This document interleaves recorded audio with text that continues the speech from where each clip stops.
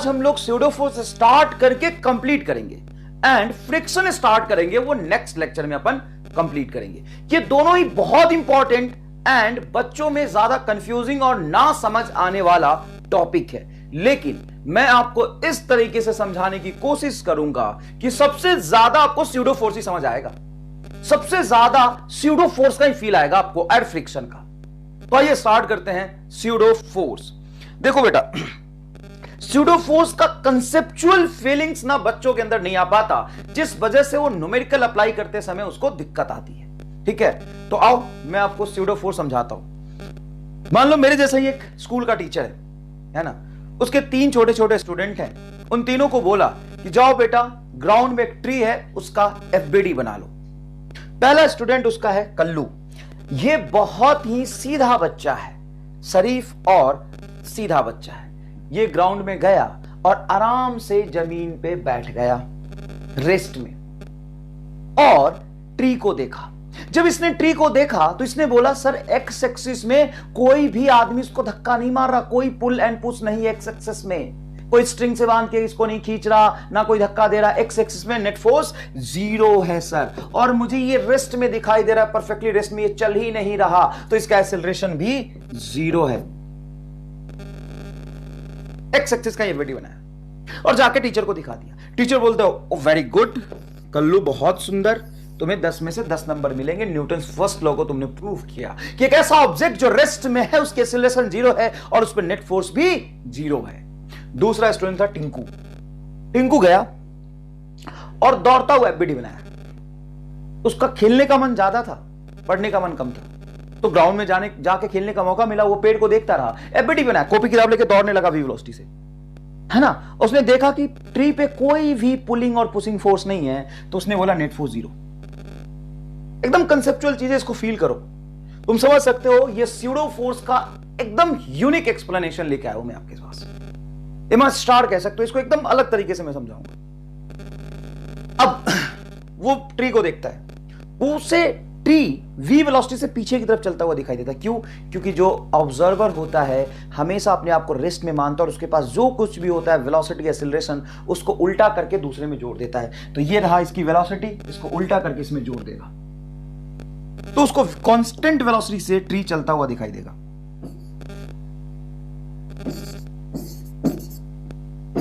Constant velocity से tree चलता हुआ दिखाई दे रहा है। वेलोसिटी कांस्टेंट तो एक्सेलरेशन 0। अबे टीचर के पास गया, टीचर इसको भी 10 में से 10 नंबर दिया। अब बोलो सर वाई एक्सिस में एफबीडी क्यों नहीं बनवाया? तो वाई एक्सिस में ट्री हवा में थोड़ी ना उड़ रहा है, एक्स नहीं तो समझ लो अच्छे से, ठीक है। अब आ रही है थर्ड, रामलाल का। रामलाल लाल लाल है एकदम, लाल लाल रामलाल। वो गया ग्राउंड में और एक्सेलरेशन से दौड़ता हुआ ट्री को देखने लगा। एक्सेलरेशन से चल रहा था और दौड़ता हुआ जब ट्री को देखा तो भागता हुआ देख रहा है, एक्सेलरेशन से भागता हुआ देख रहा है। उसको ट्री अपनी तरफ एक्सेलरेटेड दिखाई देगा, उसको ट्री अपनी तरफ एक्सेलरेटेड दिखाई देगा। तो जैसे ही रामलाल देखा तो उसको लगा कि यार ये ट्री तो मेरी तरफ आ रहा, ये acceleration with respect to Ramlal है। तो रामलाल बोलता है कि ट्री का एक्सेलरेशन -ai कैप है। ऐसा क्यों हुआ? तो एक्सप्लेनेशन आपको पता है, कोई खास बात नहीं, आपने पढ़ा है कि ऑब्जर्वर अपने आप को रेस्ट में मानता है। तो ये जो रामलाल है खुद दौड़ता हुआ है, अपने आप को रेस्ट में मान रहा और अपनी एक्सेलरेशन को उल्टा करके उसमें जोड़ दिया, फिर उसको देख रहा। फोर्स तो कोई इस पे पुलिंग और पुशिंग फोर्स नहीं है, कोई आदमी इसको धक्का लगाता हुआ पेड़ को नहीं दिखा और ना ही रस्सी बांध के इसको खींच रहा था। तो नेट फोर्स क्या हो गया? 0। और गया टीचर के पास। टीचर गया, रामलाल तू कभी नहीं सुधरेगा, तू रामलाल ही रहेगा, 0 नंबर दूंगा मैं तुम्हें। रामलाल बोला क्यों? इसलिए उदास हो गया रामलाल, मुझे 0 नंबर क्यों? तो बोल रहा है यार तूने न्यूटन्स लॉ को गलत प्रूफ किया, पता है तुम्हें? तुम्हारा इतना गलत एफबीडी है। तो बोल रहा है कि फोर्स नहीं और ऑब्जेक्ट एक्सेलरेटेड है। तो इस चैप्टर के स्टार्टिंग से टीचर कहता है कि इस चैप्टर के स्टार्टिंग से ही मैं तुम्हें ये सिखा रहा हूं कि ऑब्जेक्ट की 2 स्टेट होती है, स्टेट ऑफ रेस्ट और स्टेट ऑफ यूनिफॉर्म मोशन। उस स्टेट में रखने के लिए किसी फोर्स की जरूरत नहीं है। अगर नेट फोर्स 0 होगा तो एक्सेलरेशन 0 होना चाहिए, अगर एक्सेलरेशन है तो फोर्स होगा। ये कहता है बिना फोर्स का एक्सेलरेशन दिखा दिया रामलाल। रामलाल कहता है हाँ सही तो है, लेकिन मेरी कोई गलती नहीं है। वो कहता है टीचर को, चलो ग्राउंड पे मेरे साथ आओ और एफबीडी बनाओ। टीचर कहता है चलो, ऐसा थोड़ी ना कि न्यूटन्स लॉ गलत हो जाएगा। गया ग्राउंड पे दोनों। जैसे दोनों ग्राउंड पे गए, रामलाल कहता आओ दौड़ो। टीचर कहता क्यों, तुम्हें बीटी बनाने बोला कि दौड़ने बोला है? रामलाल बहुत लॉजिकल इंसान, भले ही वो अजीब है लेकिन लॉजिकल है। वो कहता है कि सर ये कौन सी किताब में लिखा है कि मैं क्वेश्चन को सॉल्व जमीन पे बैठ के करूंगा, रेस्ट में बैठ के, टेबल कुर्सी पे बैठ के करूंगा, मैं दौड़ता हुआ करूं? टीचर भी बोला कौन रामलाल से बहस करे, चल भाई चल दौड़। टीचर दौड़ने लगा। जब टीचर खुद दौड़ता हुआ पेड़ की तरफ जा रहा था एक्सीलरेशन से, तो टीचर को पेड़ पीछे की तरफ आता हुआ दिखाई दिया और टीचर को भी कोई फोर्स उस पर लगता हुआ दिखाई नहीं दिया। भाई साहब टीचर का दिमाग गुम। रामलाल बोलता है और सर क्या हाल, और सर बताओ क्या दिख रहा? टीचर बोल रहा है यार ये तो पीछे एक्सीलरेटर दिख रहा। और सर फोर्स कौन लगा रहा? सर और सर फोर्स कौन लगा रहा? तो फोर्स तो कोई नहीं लगा रहा। और बताओ कितने नंबर दोगे? बोला रुक रुक रुक यार, रुक गलत हो रहा है कुछ। टीचर भैया अपना निकाला किताब copy, SC Verma, Pradeep Sen, Irodov निकाल के टीचर बैठ गया। बोला यार ये तो गड़बड़ हो रहा, बिना फोर्स का एक्सीलरेशन दिख रहा, ये तो बहुत बड़ी गड़बड़ हो गई। बोला रुक रुको तुम कल आना रामलाल। इन दोनों को तो फ्री कर दिया। बोला तुम तो दोनों एकदम सही हो, इसको फ्री कर दिया। रामलाल को बोला कि यार तू कल आना यार, तेरे मैटर पे मैं कुछ लोगों से डिस्कस करूंगा। मैं ये कहानी सुना रहा हूं लेकिन असल में अचानक से किसी को रात में सपना नहीं आया कि ये कंसेप्ट होता और सुबह उसके बक दिया होगा। पहले समस्या आया, क्या कहते हैं, आविष्कार ही आवश्यकता की जननी नहीं आवश्यकता ही आविष्कार की जननी है। तो पहले फेलियर हुआ, कहीं चीजें गलत हो रही थी, उस पर सोचा गया। तो बहुत साइंटिस्ट लोगों ने सोचा कि क्यों गलत हो रहा है, तो लोगों का नहीं यार गलत ही होगा ये, क्योंकि ये रिलेटिव मोशन का कंसेप्ट है कि आप जब एक्सेलरेटेड होकर किसी चीज को देखते हो तो आप अपने आप को रेस्ट में मानते हो और आप अपना एक्सीलरेशन उसको दे देते हो। तो आप उसको एक्सीलरेटेड तो दिख रहे हो लेकिन उस पर ट्री पे कोई फोर्स लगाने वाला नहीं है। तो लगे ऐसा फ्रेम जिसमें लॉज ऑफ मोशन गलत हो जाए उसको अलग ही रख दो, उसको नाम दे दिया नॉन इनर्शियल फ्रेम। तो देखो बेटा, वो फ्रेम जो रेस्ट और कांस्टेंट वेलोसिटी से चल रहा हो उसको हम कहते हैं इनर्शियल फ्रेम। बताओ कौन होता है इनर्शियल फ्रेम? वैसा फ्रेम जो रेस्ट में हो या कांस्टेंट वेलोसिटी से चल रहा हो। दो तरह का इनर्शियल फ्रेम होता है। ये रहा कल्लू और टिंकू, ये दोनों इनर्शियल फ्रेम हैं। इसमें लॉज ऑफ मोशन वैलिड होगा। ऑल लॉज ऑफ मोशन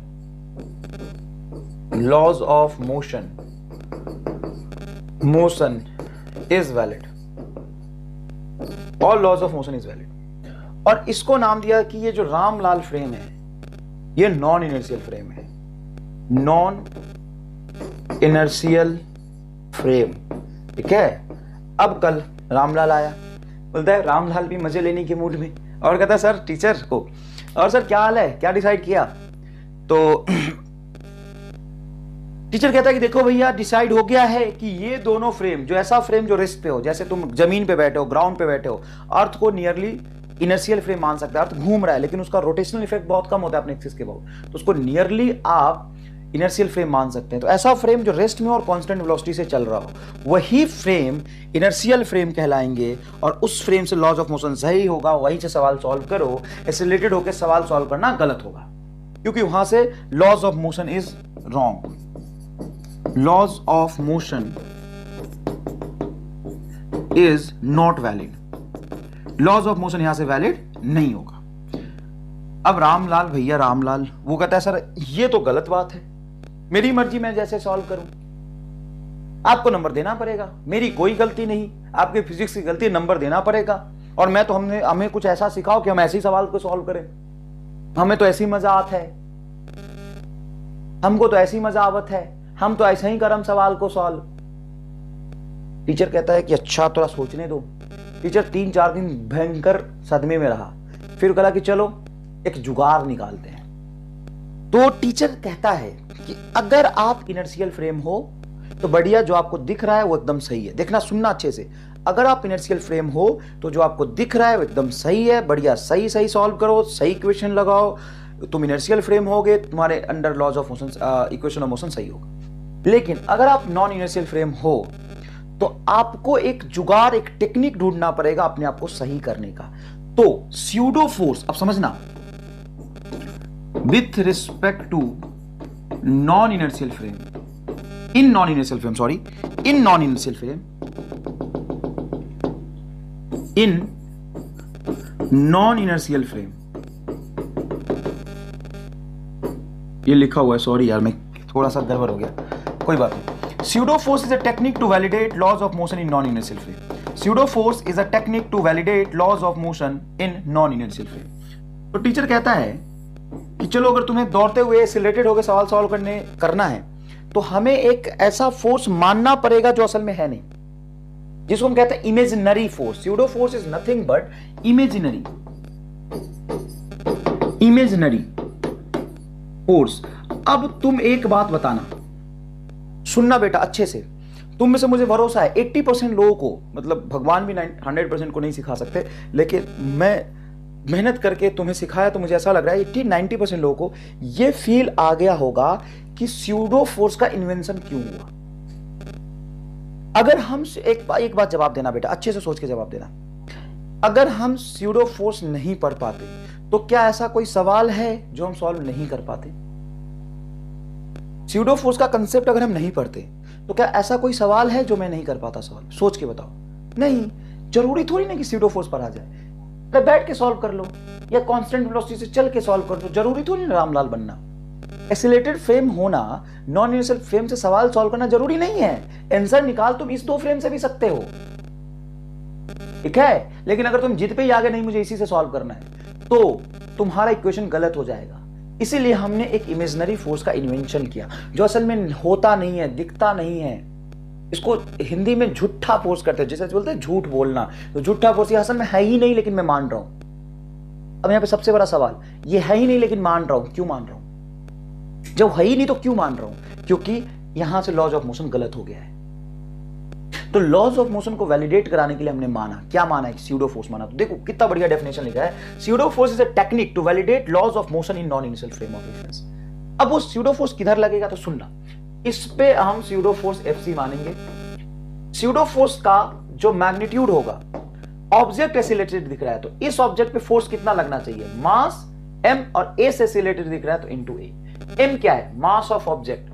जिस ऑब्जेक्ट को देख रहे हो आप नॉन इनिशियल फ्रेम से, जिस ऑब्जेक्ट को देख रहे हो उस पे स्यूडो फोर्स लगाओगे, उसका वैल्यू मास ऑफ ऑब्जेक्ट के बराबर होगा इनटू एक्सीलरेशन ऑफ फ्रेम। जितना फ्रेम का एक्सीलरेशन होगा उतने से ही तो आपको पीछे जाता हुआ दिखेगा, इनटू एक्सीलरेशन ऑफ फ्रेम। ये है मेन स्यूडो फोर्स का कंसेप्ट। किधर लगा होगा स्यूडो फोर्स? तो फ्रेम जिधर एक्सीलरेटेड है, रामलाल किधर एक्सीलरेटेड है? आगे, तो स्यूडो फोर्स कहां लगाएगा? पीछे। कितना लगाएगा? ऑब्जेक्ट का मास इनटू ये रिक्वायरमेंट हो गया। स्यूडो फोर्स एक रिक्वायरमेंट है, एक जरूरी जुगाड़ है लॉज ऑफ मोशन को वैलिडेट बनाने के लिए, जो असल में है ही नहीं लेकिन लॉज ऑफ मोशन वैलिडेट बनाने के लिए हमने माना है। अच्छा, इसको मैं ऐसे समझाता हूं, pseudo force is a non real force. Yes, non real force. Pseudo force is a non real force. Non real force, pseudo force is non-real force but having real effect. Having real effect. कैसे real effect sir? जब ये real force है नहीं तो real effect कैसे? तो मान लो तुम बस में खड़े हो, अचानक से बस चल गई, तुम नीचे गिर गए, गिरोगे तो चोट लगेगा। हाँ सर, चोट तो लग जाएगा। तो तुम्हें किसने धक्का मारा? किसने धक्का मारा तुम्हें? बता, अपने आप कैसे गिर गए? स्यूडो फोर्स, जो असल में तुम्हें दिखाई नहीं किसने लगाया तुम पे, लेकिन तुम पे लग रहा था। में आया कि नहीं है? तो स्यूडो फोर्स का इफेक्ट रियल होता है। अब देखो, यहां से रामलाल जब देखेगा तो ट्री उसको पीछे आता हुआ एक्सीलरेटेड दिख रहा है a, और उसका मास है ऑब्जेक्ट का, ट्री का मान लो m, ट्री का मास है m। तो a एक्सीलरेशन से अगर m मास का ऑब्जेक्ट चल रहा है तो उस पर कितना फोर्स लगना चाहिए? तो m इंटू a। किधर? तो फ्रेम जहां एक्सीलरेटेड हो रहा है उसके अपोजिट एक्सिस में। फील आया एकदम स्यूडो फोर्स का? अब इसको लगाएंगे कैसे? तो स्यूडो फोर्स लगाने का हक किसको है? सिर्फ रामलाल को। अब कल्लू यहाँ पे बैठे बैठे स्यूडो फोर्स लगा लेगा क्या? रामलाल नया चीज सीख आया, उसने कल्लू को बताया, अब कल्लू बैठे बैठे स्यूडो फोर्स लगा लिया तो गलत हो जाएगा। अब यही बच्चा गलती करता है। क्या करता है सर? उसको स्यूडो फोर्स सिखाया जाता है, वो ग्राउंड में बैठ के लगा देता है, गलत हो जाएगा। टिंकू लगाएगा तो गलत हो जाएगा। कल्लू टिंकू, कल्लू टिंकू, तुम में से बहुत सारे कल्लू टिंकू होंगे। तो बेटा कल्लू टिंकू, जब तक तुम कल्लू टिंकू ही रहोगे ना तो तुम स्यूडो फोर्स नहीं लगा सकते। तुम्हें स्यूडो फोर्स लगाने का हक तभी मिलेगा जब तुम रामलाल बनोगे। तो आओ, मिलाते हैं तुम्हें रामलाल से, यही रामलाल है, यहीं से रामलाल फेमस हो गया और आज कोटा के गलियों गलियों में रामलाल सुनाई देता है, यहीं से रामलाल फेमस हुआ। कई लोग कहते हैं सर रामलाल कौन है, मिलवाओ, कहां से आया है वो रामलाल, यहीं से आया है वो रामलाल। सीडो फोर्स अचानक से पढ़ाते पढ़ाते मैंने एक रामलाल कैरेक्टर बना दिया और यहां से बैठ के सवाल सॉल्व करना इतना आसान हो जाएगा आगे कि रामलाल रामलाल हो गया, ठीक है ना।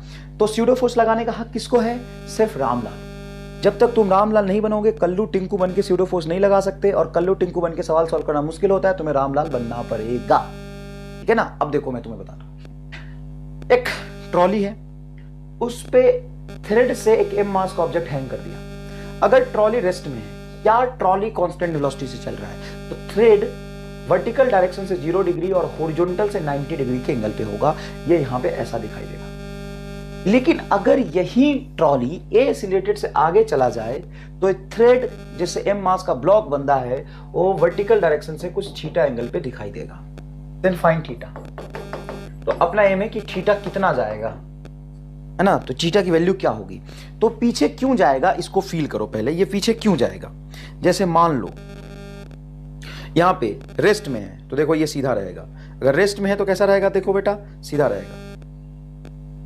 और इसको अगर एक्सीलरेट कर दोगे, देखना यहां से एक्सीलरेट कर दोगे तो देखो पीछे की तरफ बंद गया था, देखो यहां से एक्सीलरेट करोगे तो कैसा होगा, देखना एक्सीलरेट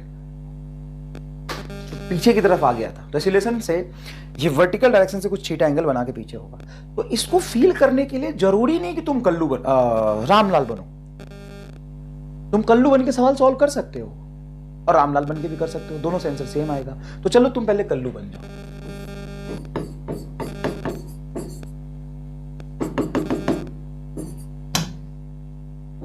ये है कल्लू और कहां है कल्लू, ग्राउंड पे। कल्लू जैसे बॉल को देखता है तो समझना, यहां से फील करना FBD with respect to Kallu, FBD with respect to Kallu, है ना। ये कहानी वहां का FBD बना रहा हूं। तो कल्लू को ये ब्लॉक ऐसे दिखेगा। अब कल्लू बाहर बैठ के देखेगा तो कहेगा सर इस पे 2 फोर्स लग रहे हैं, एक mg। तुम देखो बेटा, तुम बाहर बैठो, ग्राउंड पे बैठो, बस में बैठो, ट्रक में बैठो, हाथी पे बैठो, घोड़ा पे बैठो, कुत्ता पे बैठो, गाय पे बैठो, mg तो लगेगा। mg क्यों नहीं लगेगा यार, mg तो ऑब्जेक्ट के मास की वजह से ग्रेविटेशनल फोर्स तो mg लगेगा, तो mg नीचे लगेगा। और स्ट्रिंग बंधा है तो इसमें टेंशन भी लगेगा। वर्टिकल से ये थीटा एंगल था तो यहां से वर्टिकल से भी थीटा एंगल होगा। ये कहानी होगी, ये कहानी होगी, ध्यान से देख लीजिए। अब कोई तीसरा फोर्स, क्या ये कल्लू सीडो फोर्स लगाएगा। अबे कल्लू ग्राउंड पे बैठा, ये रहा कल्लू, कहां से सीडो फोर्स लगा पाएगा, ये हक ही नहीं है इसको सीडो फोर्स लगाने का। अगर गलती से लगा पाया तो गलत कर देगा सब, पूरी कहानी गलत हो जाएगी। तो कल्लू सीडो फोर्स ना लगा पाई। अरे भैया कल्लू सीडो फोर्स ना लगा पाई, कल्लू सीडो फोर्स ना लगा पाई। तो ये टी का कंपोनेंट कल्लू देखेगा कि टी का कंपोनेंट एक ऊपर होगा टी कॉस थीटा, ये थीटा एंगल है, और टी का कंपोनेंट एक आगे होगा टी साइन थीटा। तो कल्लू कहेगा कि ये जो ब्लॉक है, ये कल्लू यहां से देख रहा है, देख इधर कल्लू देख रहा है, तो कहेगा कल्लू ये जो ब्लॉक है वो मुझे वर्टिकल डायरेक्शन में ऊपर नीचे जाता हुआ नहीं दिखाई दे रहा। Hence net force along y axis is 0। Net force along y axis 0। पहला सवाल है बेटा, अच्छे से फील करो इसको। Net force along y axis is 0। y axis में नेट फोर्स 0 है तो ऊपर वाला फोर्स t cos थीटा बराबर नीचे वाला फोर्स mg, ये इक्वेशन बनेगा। लेकिन ये कल्लू कहता है कि मुझे गाड़ी ए सिलेशन से आगे जाता हुआ दिखाई दे रहा है, उसका ब्लॉक m भी ए सिलेशन से आगे जा रहा है। तो कल्लू कहेगा कि तो टी का कंपोनेंट जो था T sine theta, net force along X axis is equal to mass into acceleration of angles. X axis में नेट फोर्स दिखाई दे रहा है मुझे टी साइन थीटा, इसको कोई बैलेंस नहीं कर रहा। mg का कंपोनेंट पीछे नहीं आएगा, mg सीधा नीचे है। mg का कंपोनेंट कभी हॉरिजॉन्टल डायरेक्शन में नहीं आता, mg वर्टिकल डाउनवर्ड है। तो कहेगा कि टी साइन थीटा इसको m इंटू ए से आगे लेके जा रहा है, टी साइन थीटा इंटू ए से आगे लेके जा रहा है।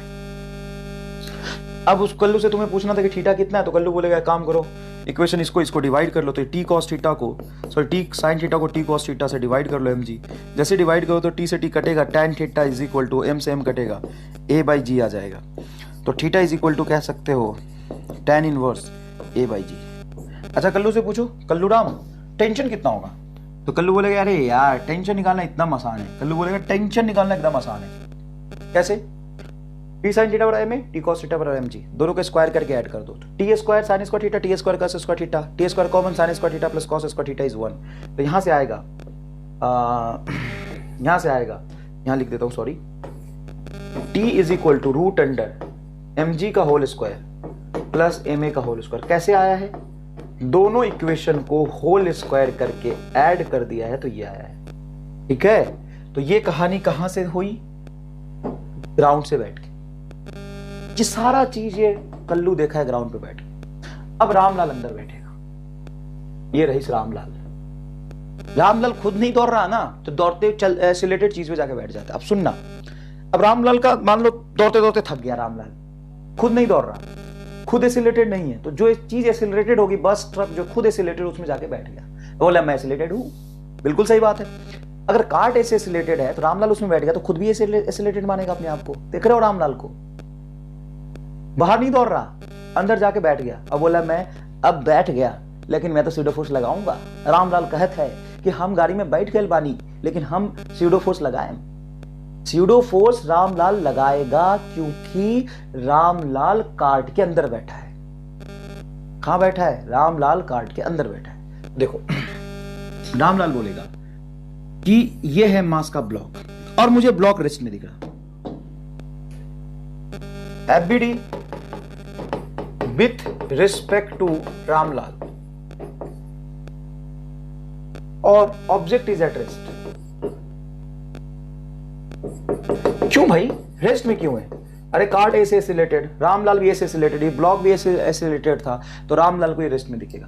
अब रामलाल कहेगा यहां टेंशन टी, नीचे mg, और एक फोर्स और आएगा पीछे। रामलाल का एसिलेशन बोलो आगे ए, रामलाल का एसिलेशन बोलो आगे ए, तो रामलाल स्यूडो फोर्स लगाएगा m ए पीछे, मास m, और रामलाल का एसिलेशन ए, तो रामलाल स्यूडो पीछे। सर पीछे वाले केस में तो रामलाल ऐसे चल रहा था, हाँ रामलाल खुद एसिलेटेड था ऐसे, लेकिन यहां पे ये कार्ट एसिलेटेड है इसमें, उसमें रामलाल बैठ गया।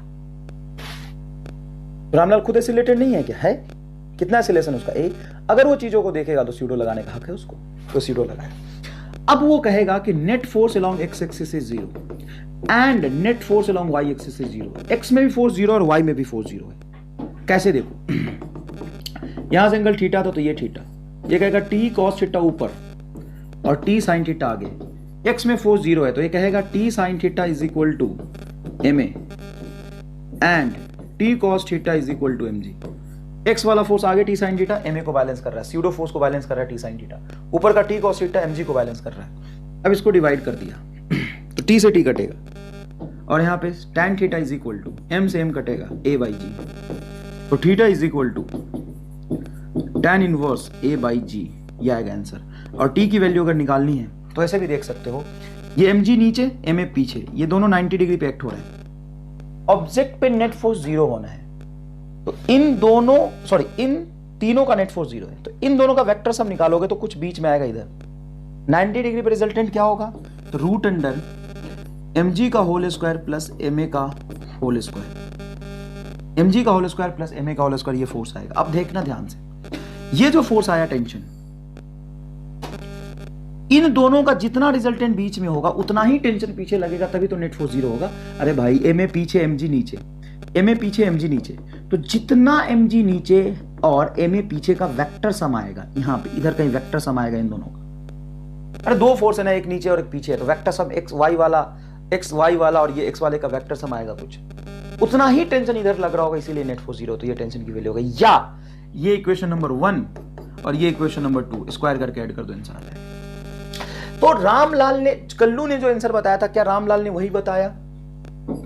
Ramlal RL, short form RL is Ramlal. तो जो रामलाल आंसर बताया, क्या कल्लू ने भी वही आंसर बताया? हाँ सर, दोनों का आंसर सेम है, बिल्कुल सही बात है, दोनों का आंसर सेम है। अब बताओ सही कौन? दोनों। अच्छा, मतलब जो टेंशन की वैल्यू आई और जो थीटा वगैरह आया, वो तुम अंदर बैठ के देखो या बाहर बैठ के देखो सेम आएगा। हाँ, ये तो मैंने प्रूफ किया है। अब इजी किससे है?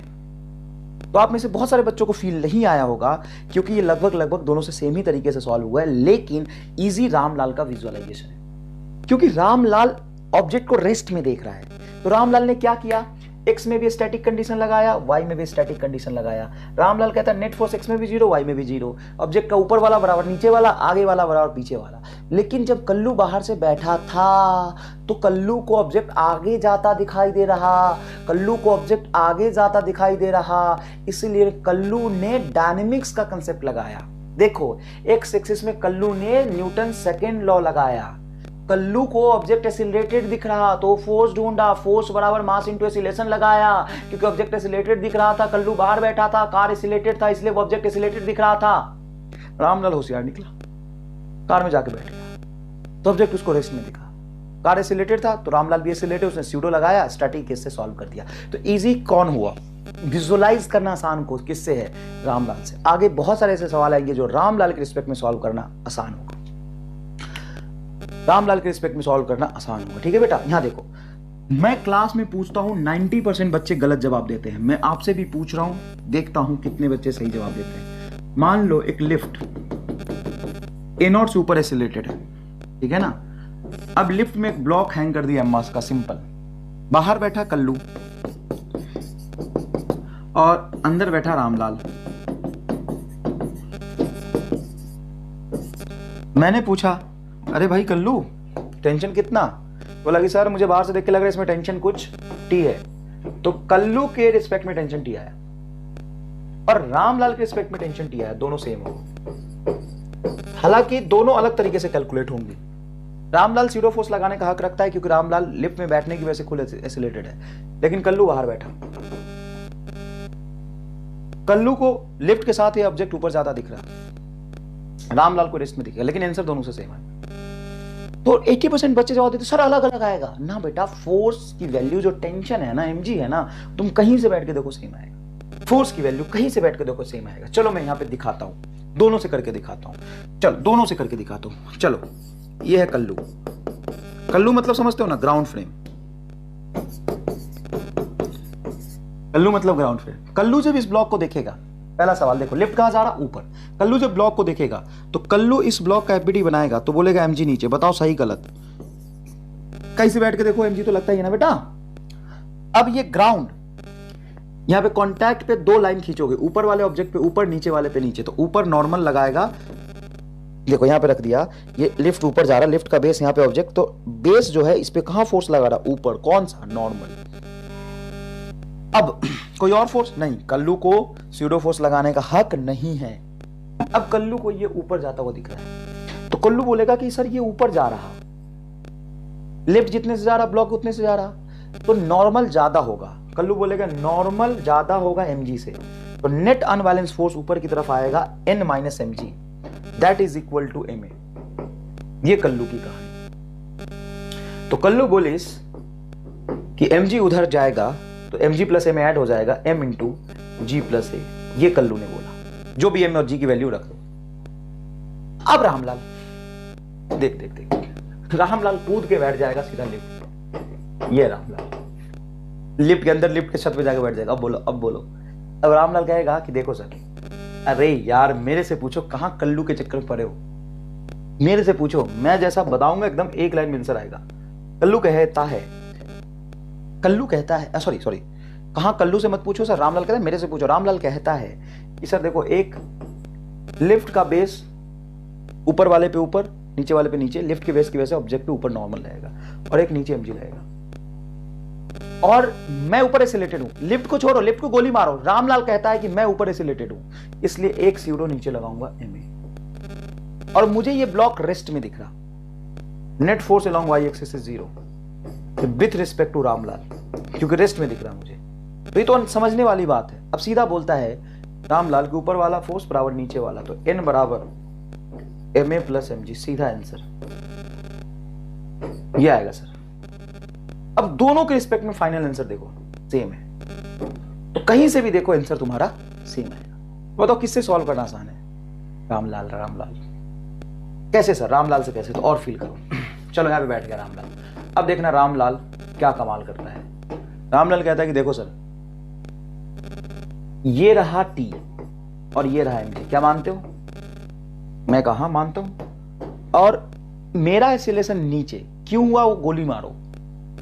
लिफ्ट में होने की वजह से हुआ है, लेकिन मेरा एसिलेशन नीचे है सर, देखो 4, तो मैं तो स्यूडो फोर्स लगा दूंगा, मैं कुछ नहीं जानता हूँ। आपने सिखाया है, आपने सिखाया कि अगर तू एसिलेटेड हुआ तो खुद नहीं दौड़ रहा, तो जहां कोई चीज एसिलेटेड है, बस है, कार है, कोई भी चीज एसिलेटेड, वहां पे बैठ जाओ और स्यूडो पीछे लगा दो। तो एसिलरेशन नीचे किसका? रामलाल का। तो रामलाल स्यूडो ऊपर, रामलाल ने स्यूडो ऊपर, और रामलाल कहता है कि ये ऑब्जेक्ट रेस्ट में, तो सीधा रामलाल बोलेगा टी प्लस एम ए बराबर एम जी, तो टी बराबर एम जी माइनस एम, तो टी बराबर एम बोलो 5, बाहर आ जाएगा जी 10, एसिलेशन 4, तो ये हो जाएगा 6, 30 न्यूटन। आंसर आ गया, आंसर आ गया, समझ आया? चलो, अब रामलाल की आदत खराब, रामलाल कूद के कहीं भी चलते हुए चीज में बैठ जाता है। रामलाल कहीं भी चलती हुई चीजों में जाके बैठ गया। अब रामलाल यहां बैठ गया, अब बोला कि चलो इसका एफबीडी बनाओ। रामलाल कहता है कि देखो एफबीडी ऑफ मैन बनाओगे विथ रिस्पेक्ट टू आरएल। तो रामलाल कहता है कि देखो सर, ये है आपका 20 kg का मैन, तो इस पे लगाओ एक mg नीचे, ये होगा 20 × 10 मतलब 200 न्यूटन। और सर लिफ्ट का बेस नॉर्मल ऊपर लगाएगा, और लिफ्ट ऊपर जा रही है इसलिए स्यूडो फोर्स में नीचे लगाऊंगा एम, क्योंकि मैं एसिलेटेड हूं। रामलाल को दिया खींच के, वे कहां एसिलेटेड है बता? अरे ये रामलाल कहता अरे सर ये तो वेलोसिटी है, ये तो वेलोसिटी है, और वो है वेलोसिटी 10 मीटर पर सेकेंड, तो एसिलेशन कहां है? नहीं है। तो स्यूडो फोर्स में होता है मास इनटू एसिलेशन। अब ये लिफ्ट ऊपर वेलोसिटी से जा रहा है, तो ये लगाना गलत है। लो भैया, रामलाल लगा ही नहीं पाया एम। अब रामलाल को ऑब्जेक्ट कैसा दिख रहा? रेस्ट में, तो सिंपल बोलेगा okay sir no problem, N बराबर M G that is equal to 200 newton. Answer feel आया एकदम बढ़िया। यहां पे एपरेंट वेट का क्वेश्चन पूछ लेते हैं, ये एपरेंट वेट है, तो ऊपर नॉर्मल नीचे एम जी, एन को कहते हैं एपरेंट वेट। तो एपरेंट वेट ट्रू वेट के बराबर होगा अगर लिफ्ट रेस्ट में हो और कांस्टेंट वेलोसिटी से चल रहा हो। If lift is at rest, if lift is at rest or moving with constant velocity, moving with constant velocity, then apparent weight is equal to true weight। NEET में directly इस पे सवाल कई बार पूछा जा चुका है। अगर लिफ्ट रेस्ट में या कांस्टेंट वेलोसिटी चल रहा है, apparent weight is equal to true weight. दूसरा सुनना, if lift is accelerating upward with acceleration A, तो यहां पे जो अपरेंट वेट होगा ट्रू वेट से ज्यादा होगा। नॉर्मल को अपरेंट वेट कहते हैं, क्यों? क्योंकि स्यूडो नहीं चलेगा, ऊपर एक्सेलरेटेड तो अपरेंट वेट ज्यादा होगा। और if lift is accelerated downward, तो स्यूडो ऊपर, स्यूडो कहां लगेगा? ऊपर। ऐसे खूब सारे सवाल करा दिए, तो इसमें जो अपरेंट वेट होगा वो वेट से कम होगा। ठीक है, याद रखें। ये देखो एससीवी वाला सवाल, कई सारे बंदर एक रस्सी पे लटक गए, ऊपर ऊपर नीचे नीचे ऊपर भाग रहे हैं, तो नेट टेंशन की वैल्यू बताओ क्या होगा? Tension in strain. अब यहां पे फील करना, एक एक लाइन में सीधा आंसर निकालना सिखा दूंगा। अब पहुंच गया हो तो सीधो सुनो। अब क्या है कि बाहर से बैठ के देखोगे तो ये आदमी ऊपर चलता हुआ दिखाई दे रहा है 2 मीटर पर सेकंड स्क्वायर से, लेकिन रामलाल को लाओ और रामलाल को बोलो कि भैया रामलाल तू ही बता यार कैसे सवाल को सॉल्व किया जाए। तो रामलाल पता है क्या करेगा? सर मुझे ना जहां जो एक्सेलरेटेड दिख रहा है ना, उसी का पैर पकड़ के लटक जाता हूं। ये रामलाल इसका पैर पकड़ के लटक जाएगा। या ऐसा करते हैं, ऐसा करते हैं, रामलाल ये देखो, रामलाल इसके सर पे जाके बैठ जाएगा। मासलेस रामलाल है, ठीक है ना? रामलाल इसके सर पे जाके बैठ जाएगा। रामलाल बोलेगा कि ये मुझे रेस्ट में दिखाई दे रहा।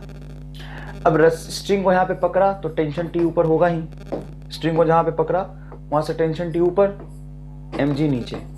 तो रामलाल बोलेगा कि देखो मैं ऊपर एक्सीलरेटेड हूं 2 मीटर पर सेकंड स्क्वायर से, क्योंकि जिसके आदमी के सर पे बैठा है वो 2 से ऊपर जा रहा। तो रामलाल कहता है कि भले ही मैं मुझे एक्सीलरेशन इसके वजह से मिला है, लेकिन मैं एक्सीलरेटेड हूं, तो मैं स्यूडो लगाऊंगा। चाहे दुनिया में किसी भी चीज को देखूंगा रामलाल के रिस्पेक्ट में, वो कहीं भी बैठा हो कोई फर्क नहीं पड़ता, किसी भी चीज को देखेगा तो स्यूडो लगा देगा। तो रामलाल कहेगा कि देख भाई, नीचे mg, नीचे स्यूडो और ऊपर टेंशन, और ये आदमी मुझे रेस्ट में दिख रहा, तो t बराबर सिंपल mg प्लस a में। फील करो इस बात को, feel the physics, feel the physics. ये रहा, ये t है। अब रामलाल आएगा यहां पे, इसके सर पे बैठ जाएगा। इसके सर पे बैठने से कोई मतलब नहीं है, कांस्टेंट वेलोसिटी चल रहा है। तो कांस्टेंट वेलोसिटी चल रहा है तो आपने पढ़ा है कि कांस्टेंट वेलोसिटी केस में ऊपर टेंशन, मान लो टीवी है, नीचे mg, तो डायरेक्टली हो जाएगा टीवी बराबर mg। यहां से टीवी, कोई भी चीज अगर कांस्टेंट वेलोसिटी चल रही है तो उस पर नेट फोर्स 0 होना चाहिए। तो जितना टेंशन ऊपर उतना ही mg नीचे, इसलिए कांस्टेंट वेलोसिटी ऊपर जा रहा है। अब ये मत पूछना कि सर जा कैसे रहा है, कांस्टेंट वेलोसिटी जा रहा है भाई, कोई दिक्कत नहीं। नेक्स्ट देखो इसका क्या होगा, T3 ऊपर mg नीचे, रामलाल भी इसके सर पे जाके बैठ जाएगा। रामलाल जिसको सॉल्व करना होता है ना सवाल, उसके सर पे जाके बैठ जाता रामलाल, उसको पकड़ के बैठ जाएगा, है ना, जाके चिपक जाएगा, उससे पकड़ लेगा उसको। तुम भी रामलाल बनोगे, है ना। देखो अब इसका T3 ऊपर, क्योंकि जहां पे पकड़ा है कांटेक्ट पॉइंट से, अबे सर नीचे क्यों नहीं, नीचे थोड़ी नहीं जा रहा है, नीचे तो स्ट्रिंग बंधा ही नहीं, लूज, mg नीचे, T3 ऊपर। और आइसोलेटेड कहाँ है, रामलाल आइसोलेटेड है नीचे 4 मीटर पर सेकेंड स्क्वायर से, तो सीडो लगाएगा ऊपर ma।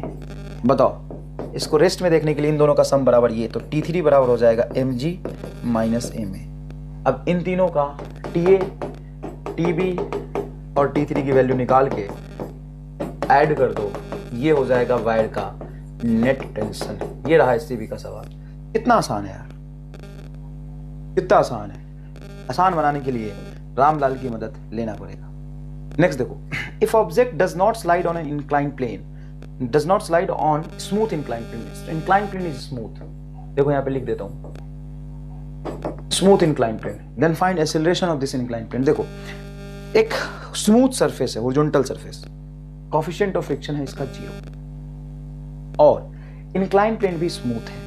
यहां पे अगर मैं किसी एक ऑब्जेक्ट को रख के छोड़ दूं, स्मूथ होने की वजह से नीचे लगेगा एक फोर्स mg का एक कंपोनेंट होगा mg sin थीटा, नीचे स्लाइड कर जाएगा। लेकिन ये सवाल कह रहा है ऑब्जेक्ट डज नॉट स्लाइड, ऐसा कैसे हो सकता है कि ऑब्जेक्ट स्लाइड ना करे। अगर किसी स्मूथ इंक्लाइन प्लेन पे ऑब्जेक्ट रख दोगे तो स्लाइड कर ही जाएगा यार, ऐसा कैसे हो सकता है कि वो स्लाइड ना करे। तो देखो ऐसा हो सकता है, मैं तुम्हें दिखाता हूं। मान लो ये ऑब्जेक्ट है, ये मेरा हाथ है, यहां पे मैं रखूं, ये स्लाइड कर जाएगा। देखो इंक्लाइन तो छोड़ो, मैंने वर्टिकल ले लिया, स्लाइड कर जाएगा। अब देखना, बोलो सर आपने पकड़ लिया ना, अब मैं छोड़ देता हूँ, देखो यहाँ से ऐसे कर लेता हूँ, हटाओ। देखो अब देखना, अगर मैं इसको आगे से लेट करा दूं ना तो ये नहीं गिरेगा। देखना देखो कहाँ गिर रहा है ये। अब लोग सर थोड़ा टेढ़ा कर लिया, तो ये भी तो इंक्लाइन प्लेन है, हल्का सा टेढ़ा। कि देखो अभी मैं छोड़ूंगा तो टेढ़ा भी कर लूंगा तो देख गिर गया, थोड़ा टेढ़ा कर लेता हूँ। चलो अब बता, ये इंक्लाइन प्लेन मेरे हाथ को मान लो गिर रहा है। अब मैं इसको आगे की तरफ ऐसे लेट कर रहा हूं, जहां ब्लॉक रखा ना इंक्लाइन पे ऐसे करता हूं। देखना, फील करना इसको, रुका तो गिरा, लेकिन जब तक मैं आगे से लेट हो रहा था तो नहीं गिर रहा था। ऐसा क्यों सर? तो इसको आसानी से फील करना चाहते हो या मुश्किल से, बताओ। आसानी से, तो रामलाल लाओ, रामलाल लाओ। रामलाल आएगा और इस लिफ्ट में यहां बैठ जाएगा, और मान लो कि तुम ये लिफ्ट इस तरफ एक्सेलरेट हो रहा है, ए से एज्यूम कर लिया। जब ये आगे एक्सेलरेट होगा कुछ ए एक्सेलरेशन से, तभी ये रेस्ट में रह सकता है। तो यहाँ पे पूछा भी वही है, incline plane then find acceleration of plane and force on the incline plane, है ना, फोर्स ऑन इंक्लाइन प्लेन। अब एक्सेलरेशन कैसे मिलेगा? तो कुछ इंक्लाइन प्लेन पे फोर्स लगाऊंगा एफ, कितना फोर्स लगाऊं या इंक्लाइन प्लेन का एक्सेलरेशन कितना मिले। देखो हॉरिजॉन्टल सरफेस भी स्मूथ है, इंक्लाइन प्लेन को एक्सेलरेशन कितना मिले या इस पे मैं कितना फोर्स लगाऊं कि ब्लॉक इस पे स्लाइड ना करे। तो ये आसानी से विजुअलाइज कौन कर सकता है? रामलाल। अब रामलाल के रिस्पेक्ट में एफबीडी बनाओ, FBD with respect to Ramlal. तुम तो आरएल लिख लेना, with respect to RL, with respect to RL. अब देखो, अब यहां पे समझना,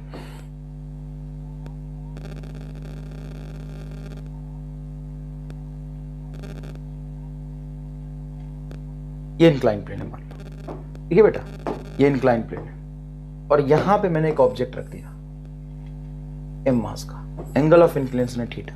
अब रामलाल के रिस्पेक्ट में बहुत आराम से इसका एफबीडी बनाओ, एकदम आराम से, कोई जल्दीबाजी मत करना, एकदम धीरे धीरे। तो रामलाल बोलेगा कि एक ग्रेविटेशन नीचे लगाओ, चलो एक ग्रेविटेशन नीचे mg, इस ग्रेविटेशन का दो कंपोनेंट होगा, एक इंक्लाइन प्लेन के लॉन्ग mg sin थीटा, ये तो सदियों से तुम बनाते आ रहे हो, एक इंक्लाइन प्लेन के परपेंडिकुलर mg cos थीटा। ये तो रामलाल बनाएगा mg का दो कंपोनेंट। अब रामलाल बोलेगा एक नॉर्मल भी है, और नॉर्मल का कंपोनेंट लेने की जरूरत नहीं, नॉर्मल सीधा ऊपर वाले ऑब्जेक्ट पे ऊपर perpendicular to the incline plane. तो perpendicular to the incline plane normal रहेगा देखो ऊपर,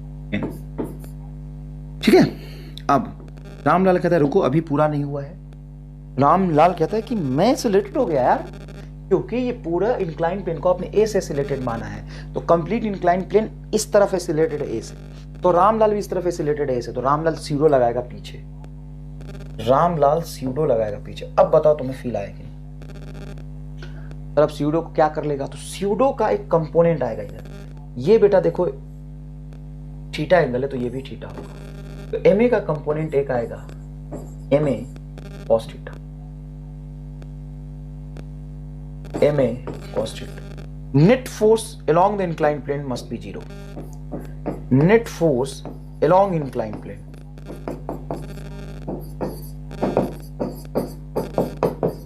अब आप कह सकते हो सर अलोंग इंक्लाइन प्लेन क्यों? आप नेट फोर्स एक्स एक्सिस में जीरो करो, वाई एक्सिस में जीरो करो, अलोंग द इंक्लाइन प्लेन क्यों? तो इस ब्लॉक का स्लाइड करने का tendency along the incline plane है, इसीलिए हमने अलोंग द इंक्लाइन प्लेन देखा। अलोंग द इंक्लाइन प्लेन देखना, ऊपर एम ए कॉस थीटा, नीचे m g sine theta. Net force zero होना चाहिए क्योंकि ये स्लाइड नहीं कर रहा है, तो बोल रहा है डज नॉट स्लाइड, तो ये तभी स्लाइड नहीं करेगा जब इंक्लाइन प्लेन के लॉन्ग नेट फोर्स जीरो हो जाएगा। तो m g sine theta is equal to M a cos theta, m से एम कटेगा, कॉस थीटा को इधर ले जाओगे तो ए बराबर आ जाएगा जी टेन थीटा। बेटा इसको रट लो, मैं बहुत कम बार लिखता हूं, लेकिन जब लिख दूं ना तो इसको रट्टा लगा लेना। देखो मैं तुम्हें पहले ही बताया है कि फिजिक्स में, फिजिक्स क्वालिफाई करने के लिए, फिजिक्स क्वालिफाई करने के लिए आपको साम, दाम, दंड, फेज सब लगाना पड़ेगा। बेटा मैं नहीं समझाता हूं क्या बेसिक, इतने प्यार से बेसिक समझाया, एक कहानी बनाया तुम्हारे लिए रामलाल की, कल्लू टिंकू रामलाल का कहानी बनाया, उससे फील दिलाया कि कहां दिक्कत थी इसलिए स्यूडो फोर्स आया, बेसिक पढ़ाया पूरा। फिर मैं तुम्हें न्यूमेरिकल सॉल्व करने का एमआर स्टार भी देता हूं, फिर मैं तुम्हें कुछ चीजें याद रखने के लिए बोलता हूं, तो वो मुझे पता है कि किस चीजों से कैसे डील करना है, और मुझे जो जो चीज समझ आता है वो मैं आपको बताता जाऊंगा। तो याद रखो कि किसी स्मूथ इंक्लाइन प्लेन पे अगर ऑब्जेक्ट रेस्ट में है तो इंक्लाइन प्लेन जी टेन थीटा से एक्सेलरेटेड होगा। कंसेप्ट बहुत प्यार से समझाया धीरे धीरे। अब यहाँ पे इस पे कितना फोर्स लगाना पड़ेगा सर, तो देखो फोर्स लगा रहा हो, ये तो स्मूथ है, कोई फ्रिक्शन नहीं यहाँ पे, ये भी स्मूथ है, तो ये पूरे सिस्टम को तुमने एक्सेलरेशन दिया जी टेन थीटा, तो फोर्स लगाना पड़ेगा तुम्हें F बराबर कुल नेट मास हो गया capital M plus small m, force बराबर नेट मास इनटू एक्सेलरेशन जी टेन थीटा, इतना फोर्स लगाना पड़ेगा। ये आ गया फोर्स, इतना फोर्स लगाना पड़ेगा। क्लियर है क्या, समझ आया बहुत अच्छे से? स्क्रीन पॉज करके लिखिए। नेक्स्ट देखिए, find acceleration of incline plane, इस इंक्लाइन प्लेन का एक्सेलरेशन बताओ या इस अप्लाइड फोर्स की वैल्यू बताओ, so that block of mass m, ये स्मॉल छोटा m मास का जो ब्लॉक मैंने इंक्लाइन पे रखा, can free fall. What is the meaning of free fall? Free fall when only gravitational force is acting, gravitational मतलब free fall का मतलब उसका एक्सीलरेशन g होना चाहिए, acceleration of object is g in a jth direction, मतलब jth direction में उसका acceleration g होना चाहिए, उसको कहते हैं फ्री फॉल। ये फ्री फॉल है क्या? नहीं सर। क्यों नहीं? क्योंकि ऊपर एक नॉर्मल लग रहा है, तो यहां पे भी इंक्लाइन प्लेन एक नॉर्मल लगा है, वो नॉर्मल अगर जीरो हो जाएगा ना तो फ्री फॉल हो जाएगा। इसलिए देखो इसको रेस्ट में रखने के लिए मैंने इधर फोर्स लगाया था ताकि स्यूडो पीछे लगे तो चिपके। अब मैं इसमें इधर खींचूंगा तो इधर मान लो कि एक्सेलरेशन कुछ इसका ए है, तो आगे एक्सेलरेशन तो स्यूडो इस पे पीछे, एक्सेलरेशन आगे तो इस पे स्यूडो पीछे। इसको सॉल्व करो, वो सॉल्व करो और यहां पे देखो अच्छे से, तो सॉल्व करोगे बेटा, है ना, ये इंक्लाइन प्लेन मान लो, और इस इंक्लाइन प्लेन पे देखो ये एंगल ऑफ इंक्लिनेशन है थीटा, यहां पे ब्लॉक रख दिया हमने m, और यहां बैठा रामलाल, इसका एक्सेलरेशन a आगे है ना, तो FBD बनाओ with respect to Ramlal, FBD with respect to Ramlal. अब सब कुछ सेम रहेगा एज इट इज, ये mg साइन थीटा,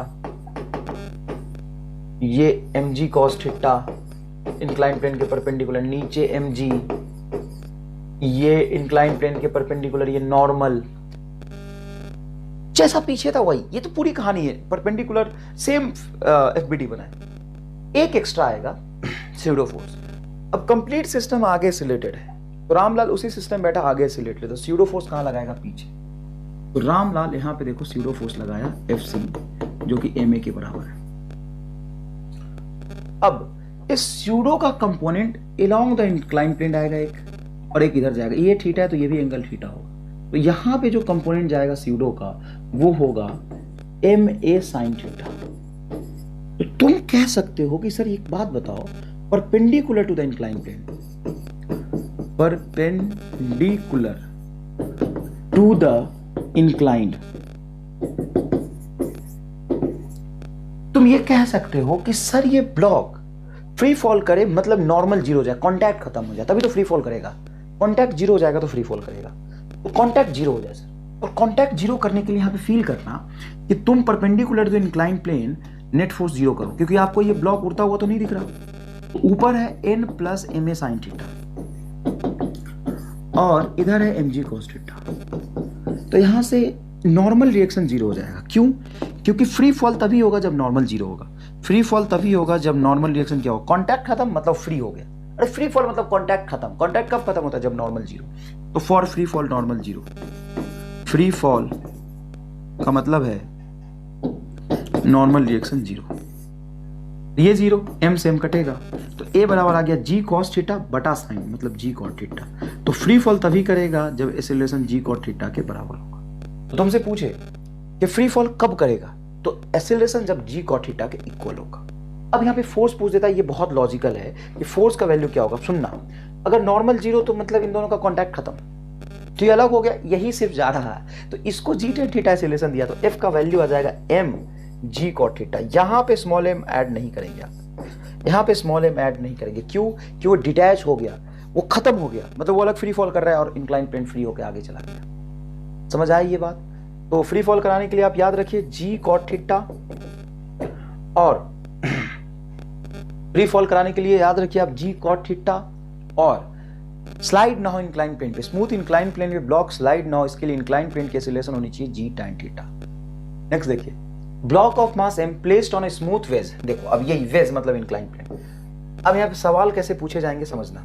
एक इंक्लाइन प्लेन है, स्मूथ है, इंक्लिनेशन थीटा देखो पहले ही बना लिया। The whole system is accelerated horizontally so that block does not slip on the wedge. अब देखो ब्लॉक कोई रखा होगा इस पे, अब ना तो इसने इंक्लाइन प्लेन का मास दिया ना ही ब्लॉक का मास दिया। देखो भाई पढ़ो, ब्लॉक ऑफ मास एम, अच्छा ब्लॉक का मास दिया, I am sorry, block of mass m placed on a smooth wedge. अच्छा इसमें प्लेस्ड किया स्मूथ वेज पे, यहाँ पे म्यू जीरो है। The whole system is accelerated horizontally so that block does not slide on the base. अब ये कितने से एक्सेलरेटेड होना चाहिए कि ये ब्लॉक स्लाइड ना करे, और किधर? तो आगे एक्सेलरेटेड करोगे नीचे गिर जाएगा, इधर इस तरफ। कितने से? जी टैन थीटा से। अब फिर से ये फ्री बॉडी डायग्राम बना के निकालना चाहते हो तो मैंने निकाल दिया, वो निकाल सकते हो जी टैन थीटा से।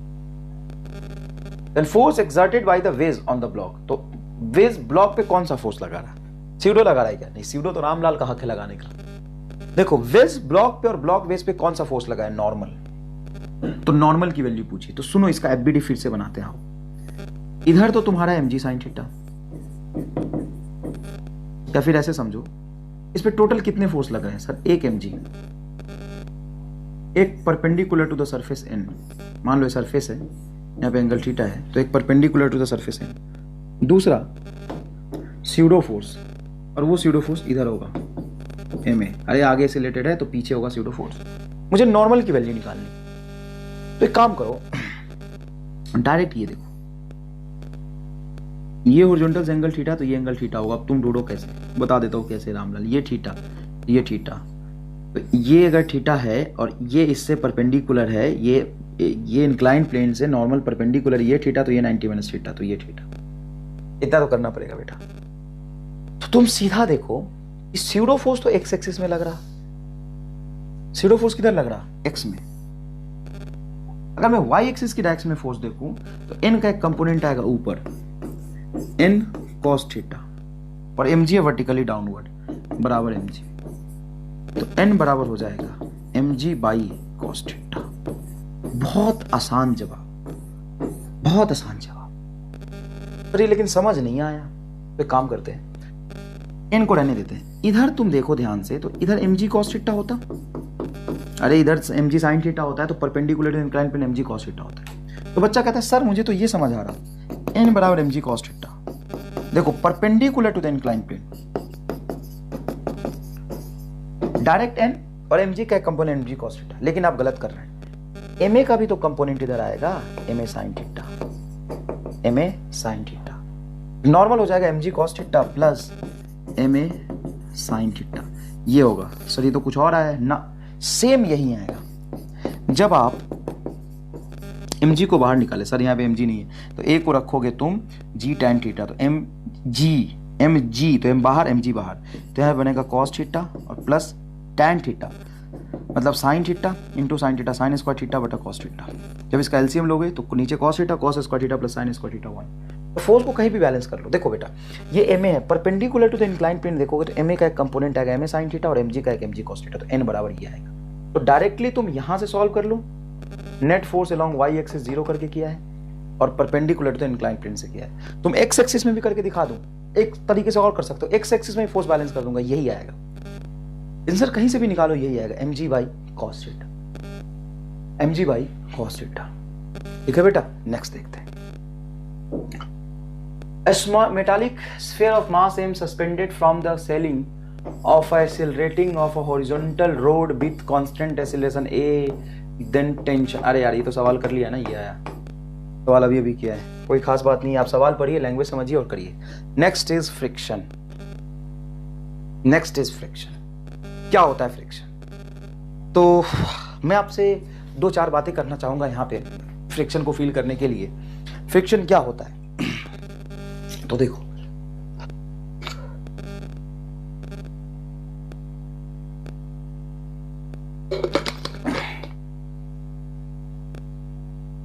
दुनिया में बहुत सारी चीजें आपको बहुत स्मूथ और चिकनी लगती है, लेकिन वो परफेक्ट चिकना नहीं है, परफेक्ट स्मूथ नहीं है, उसमें होता है कुछ ना कुछ रफनेस, खुरदुरापन, रफनेस।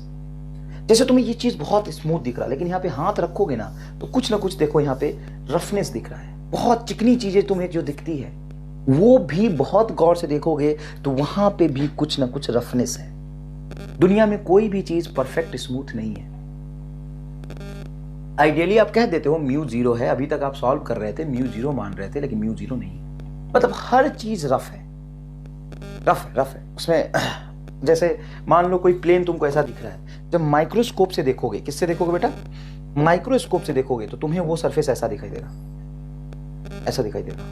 देखो ये खुरदुरापन दिखाई देगा, लेकिन ये कब?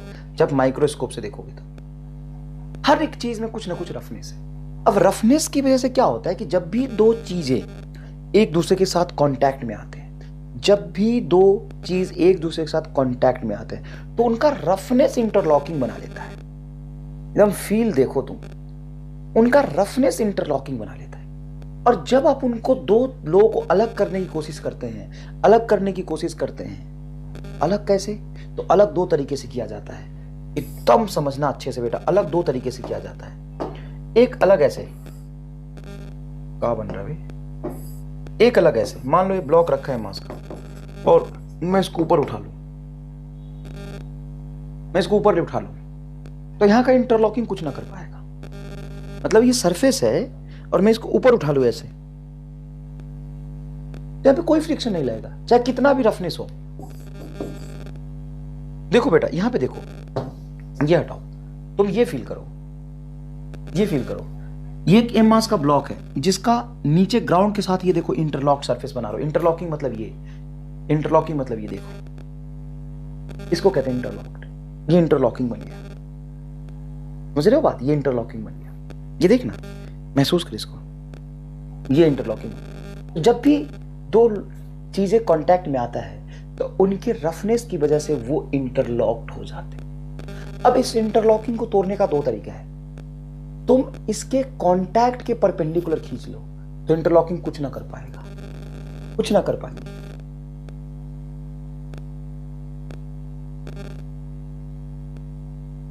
देखो ना, यहां पे इसको मैं ऊपर उठा लूं, रफनेस है, कोफिशिएंट ऑफ फ्रिक्शन कुछ म्यू है, लेकिन कुछ ना हो पाए। चाहे मैं यहां पे एक एम मास का ब्लॉक है, एफ फोर्स अप्लाई किया तो नीचे दबेगा और इंटरलॉकिंग मजबूत होगा, कोई फ्रिक्शन नहीं लगेगा। सर फ्रिक्शन कब लगता है? तो जब कांटेक्ट सरफेस के टेंजेंशियल डायरेक्शन में, मतलब कांटेक्ट सरफेस के पैरेलल जब चीजों को मूव कराने की कोशिश करते हैं तो उनका इंटरलॉकिंग उनको चलने से रोकता है। ले भाई, ये इंटरलॉकिंग देखा इंटरलॉकिंग। अब ऊपर वाले ऑब्जेक्ट को मैं आगे खींचने की कोशिश करूंगा तो नीचे वाला रुकेगा, नीचे वाले ऑब्जेक्ट को आगे ले जाऊंगा तो ऊपर वाला इंटरलॉकिंग की वजह से रुकेगा। तो कांटेक्ट सरफेस के पैरेलल, और इंटरलॉकिंग कहां होता है? कांटेक्ट। तो फ्रिक्शन कहां लगता है? कांटेक्ट सरफेस पर। जैसे तुम चलते हो तो तुम्हारा शूज या चप्पल घिस जाता है। मैं यहाँ पे लिखता हूं मार्कर से, तो जैसे चौक से लिखते हैं तो चौक घिस जाता है। किस वजह से घिसता है? फ्रिक्शन की वजह से। तो फ्रिक्शन खराब चीज है कि अच्छी चीज? तो friction is an necessary evil. Necessary evil मतलब फ्रिक्शन जरूरी दुश्मन है। अगर फ्रिक्शन ना हो तो मैं चल ही नहीं पाऊं। तो फ्रिक्शन जरूरी है, लेकिन वो खराब भी है, लेकिन जरूरी भी है, उसके बिना काम भी नहीं चलेगा, है ना। तो friction is an necessary evil. अब फ्रिक्शन देखो क्या होता है, अ टाइप ऑफ कॉन्टैक्ट। क्योंकि इंटरलॉकिंग के लिए दो लोगों को चिपकना जरूरी है। मेरी बात सुनो, दो लोग जब चिपकेंगे, जो लोग जब चिपकेंगे तभी तो उनके बीच इंटरलॉकिंग होगा। बिना चिपके इंटरलॉकिंग कैसे होगा बे? एक यहां है और दूसरा लोग यहां है, दो लोग, एक यहां एक यहां है, दूर दूर से। अब दूर दूर से कैसे इंटरलॉकिंग होगा? इंटरलॉकिंग बनाने के लिए पास आना जरूरी है, और सिर्फ पास आने से नहीं, चिपकना पड़ेगा। तो जब दो लोग चिपकते हैं तो उनके रफनेस की वजह से वो दोनों लोग इंटरलॉक्ड हो जाते हैं। और जब मैं उन दो लोगों को अलग करने की कोशिश करता हूं तो उनका इंटरलॉकिंग उन दोनों को अलग होने से रोकता है। उनकी इंटरलॉकिंग अलग होने से रोकता है। इंटरलॉकिंग क्यों बना सर? जब पास आओगे तो इंटरलॉकिंग। और इंटरलॉकिंग कहां होता है? कॉन्टैक्ट। तो फ्रिक्शन कहां लगता है? कॉन्टैक्ट सरफेस पर। जैसे तुम चलते हो तो तुम्हारा शूज या चप्पल घिस जाता है। मैं यहाँ पे लिखता हूं मार्कर से, तो जैसे चौक से लिखते हैं तो चौक घिस जाता है। किस वजह से घिसता है? फ्रिक्शन की वजह से। तो फ्रिक्शन खराब चीज है कि अच्छी चीज? तो friction is an necessary evil. Necessary evil मतलब फ्रिक्शन जरूरी दुश्मन है। अगर फ्रिक्शन ना हो तो मैं चल ही नहीं पाऊं। तो फ्रिक्शन जरूरी है, लेकिन वो खराब भी है, लेकिन जरूरी भी है, उसके बिना काम भी नहीं चलेगा, है ना। तो friction is an necessary evil. अब फ्रिक्शन देखो क्या होता है, अ टाइप ऑफ कॉन्टैक्ट। क्योंकि इंटरलॉकिंग के लिए दो लोगों को चिपकना जरूरी है। मेरी बात सुनो, दो लोग जब चिपकेंगे, जो लोग जब चिपकेंगे तभी तो उनके बीच इंटरलॉकिंग होगा। बिना चिपके इंटरलॉकिंग कैसे होगा बे? एक यहां है और दूसरा लोग यहां है, दो लोग, एक यहां एक यहां है, दूर दूर से। अबे दूर दूर से कैसे इंटरलॉकिंग होगा? इंटरलॉकिंग बनाने के लिए पास आना जरूरी है, और सिर्फ पास आने से नहीं, चिपकना पड़ेगा। तो जब दो लोग चिपकते हैं तो उनके रफनेस की वजह से वो दोनों लोग इंटरलॉक्ड हो जाते हैं। और जब मैं उन दो लोगों को अलग करने की कोशिश करता हूं तो उनका इंटरलॉकिंग उन दोनों को अलग होने से रोकता है। उनकी इंटरलॉकिंग अलग होने से रोकता है। इंटरलॉकिंग क्यों बना सर? जब पास आओगे तो इंटरलॉकिंग नहीं बनेगा। तो पास आना जरूरी है, दूर से नहीं बनेगा ना। कैसे बनेगा? कांटेक्ट होना जरूरी है। मतलब कांटेक्ट होगा तो नॉर्मल लगेगा। हाँ, तो जब तक कांटेक्ट ना हो तब तक कैसे इंटरलॉक होंगे? इसका रफनेस देखो, दोनों का रफनेस ऐसे है, दूर दूर है। अब दोनों ऐसे चलाओ तो क्या होगा? कुछ नहीं होगा। थोड़ा पास लाओ, कुछ नहीं होगा। अब चलाओ, अब देखो फंस गया। देखो फंस गया। फंसाना जरूरी है। जब ये फंसेगा तभी तो इंटरलॉकिंग होगा। जब ये चिपकेगा, फंसेगा, तब इंटरलॉकिंग होगा। अब ये नहीं चल पा रहे, देखो अब नहीं चल पा रहे।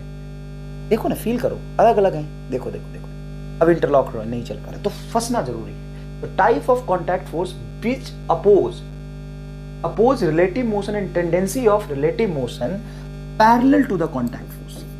Sorry, parallel to the contact surface. Contact surface मतलब किसी भी रिलेटिव मोशन और मोशन को अपोज नहीं करता। बच्चे फ्रिक्शन का डेफिनेशन किताबों से गलत पढ़ते, किताब में भी गलत लिखा होता है। प्रिसाइज डेफिनेशन नहीं लिखा है किताब में। किताब में लिखा है, किताब में क्या लिखा है सुनना, अच्छी किताबों की बात बोल रहा हूं, गलत लिखा है एकदम। मैं बोल रहा हूं गलत लिखा है। तो हम लिखते हैं कि friction oppose relative motion and tendency of relative motion. ये बात ठीक है, लेकिन यहां पे मेंशन करना पड़ेगा कौन सा रिलेटिव मोशन। ये भी तो कॉन्टैक्ट सरफेस है। ओह सॉरी, ये क्या हो गया?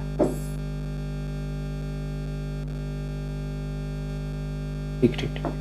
ये भी तो कॉन्टैक्ट सरफेस है। यहाँ पे ब्लॉक को मैं ऊपर लेके जा रहा हूँ, क्या रिलेटिव मोशन नहीं हो रहा है इस कॉन्टैक्ट सरफेस के रिस्पेक्ट में? हो रहा है, लेकिन यहाँ फ्रिक्शन नहीं लगेगा, तो parallel to the contact surface. ठीक है, अब सुनो, मान लो एक एम मास का ब्लॉक रख दिया, जैसे दिवाली में घर वालों ने बोला कि घर सफाई करो, तुम रामलाल को घर वालों ने बोला कि घर की सफाई करो। अब घर की सफाई करने के लिए यहाँ पे बक्सा रखा, रामलाल बोला कि हमने फिजिक्स पढ़ा है, एक्स एक्सिस में कोई भी फोर्स अनबैलेंस फोर्स लगाएंगे, अभी देखो नेट ये रेस्ट में है, तो एक्स एक्सिस में फोर्स बोलो 0, तो रामलाल ने सोचा कि एक्स में फोर्स लगाऊंगा थोड़ा सा भी तो चल जाएगा, रामलाल ने थोड़ा फोर्स लगाया, नहीं चला। तो ये क्यों नहीं चला? क्योंकि जब रामलाल फोर्स लगाया तो इंटरलॉकिंग की वजह से ये जो ऑब्जेक्ट नीचे वाला सरफेस है इंटरलॉक्ड है, वो आगे नहीं जाने दे रहा, मतलब फ्रिक्शन लग रहा है पीछे, फ्रिक्शन लग रहा है पीछे। तो मान लो 100 newton force is required to move this object, 100 newton force चाहिए इसके इंटरलॉकिंग को तोड़ने के लिए, मिनिमम 100 न्यूटन फोर्स चाहिए। अब मैं तुम्हें फील करा दूंगा कि 3 तरह का फ्रिक्शन क्या होता है। तुम किताबों में पढ़ोगे, कहीं से भी पढ़ोगे तो तुम्हें पहले 3 तरह का फ्रिक्शन बता देते हैं। मैं तुम्हें फील कराऊंगा कि फ्रिक्शन 3 तरह का क्यों डिफाइंड है, कारण बता दूंगा क्यों डिफाइंड है, तुम सोच लोगे। आओ, मान लो यहां पे मैंने अप्लाइड फोर्स लगाया 0 न्यूटन, कोई फोर्स नहीं है और एक्स एक्सिस में ऑब्जेक्ट चल नहीं रहा, तो नेट फोर्स होना चाहिए 0, तो पीछे फ्रिक्शन क्या होगा 0। अब मैंने आगे फोर्स लगाया 20 न्यूटन का, जैसे ही मैंने इस पे आगे फोर्स लगाया 20 न्यूटन एक्स एक्सिस में, अब इसका इंटरलॉकिंग इसको जाने नहीं दे रहा, मतलब ऑब्जेक्ट रेस्ट में। ऑब्जेक्ट अगर रेस्ट में होता है तो नेट फोर्स बैलेंस होता है, आगे तुमने 20 लगाया तो पीछे कोई होगा 20 लगाने वाला, वो कौन है? यही फ्रिक्शन, इंटरलॉकिंग। देखो इंटरलॉकिंग, ये पीछे लगा रहा 20 न्यूटन, नहीं चला, रामलाल पागल हो गया,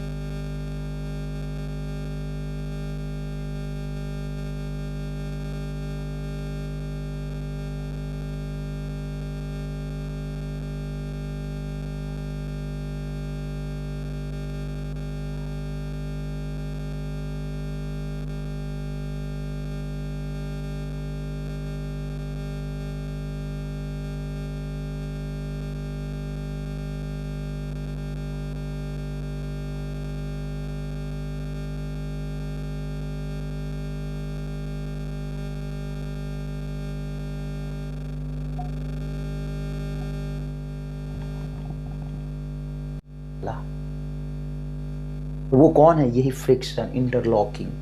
देखो इंटरलॉकिंग, ये पीछे लगा रहा 20 न्यूटन, नहीं चला, रामलाल पागल हो गया, रामलाल सीधा लगा दिया 60 न्यूटन, पागल होकर सीधा लगा दिया 60 न्यूटन। अभी इंटरलॉकिंग की अधिकतम लिमिटेशन है, इंटरलॉकिंग नहीं टूटेगा 100 न्यूटन तक। देखो मैंने यहां पे मान लिया, let 100 newton force is required to move this object, मतलब 60 न्यूटन पे नहीं टूट रहा, नहीं चल रहा, तो नेट फोर्स बैलेंस होना चाहिए, तो पीछे 60 न्यूटन हो। अब रामलाल गुस्से में पागल हो गया, तो बोला रुको, 90 न्यूटन लगा दिया सीधा रामलाल, 90 न्यूटन, फिर भी ये नहीं चला, पीछे फ्रिक्शन 90 न्यूटन लग जाए। क्यों? क्योंकि 100 न्यूटन से पहले नहीं चलने वाला। तो अगर ये नहीं चल रहा, रेस्ट में है, तो एक्स एक्सिस में फोर्स बैलेंस होना चाहिए। आगे मैं लगा रहा हूं 90 न्यूटन, तो फ्रिक्शन पीछे कितना लगा रहा होगा? 90 न्यूटन।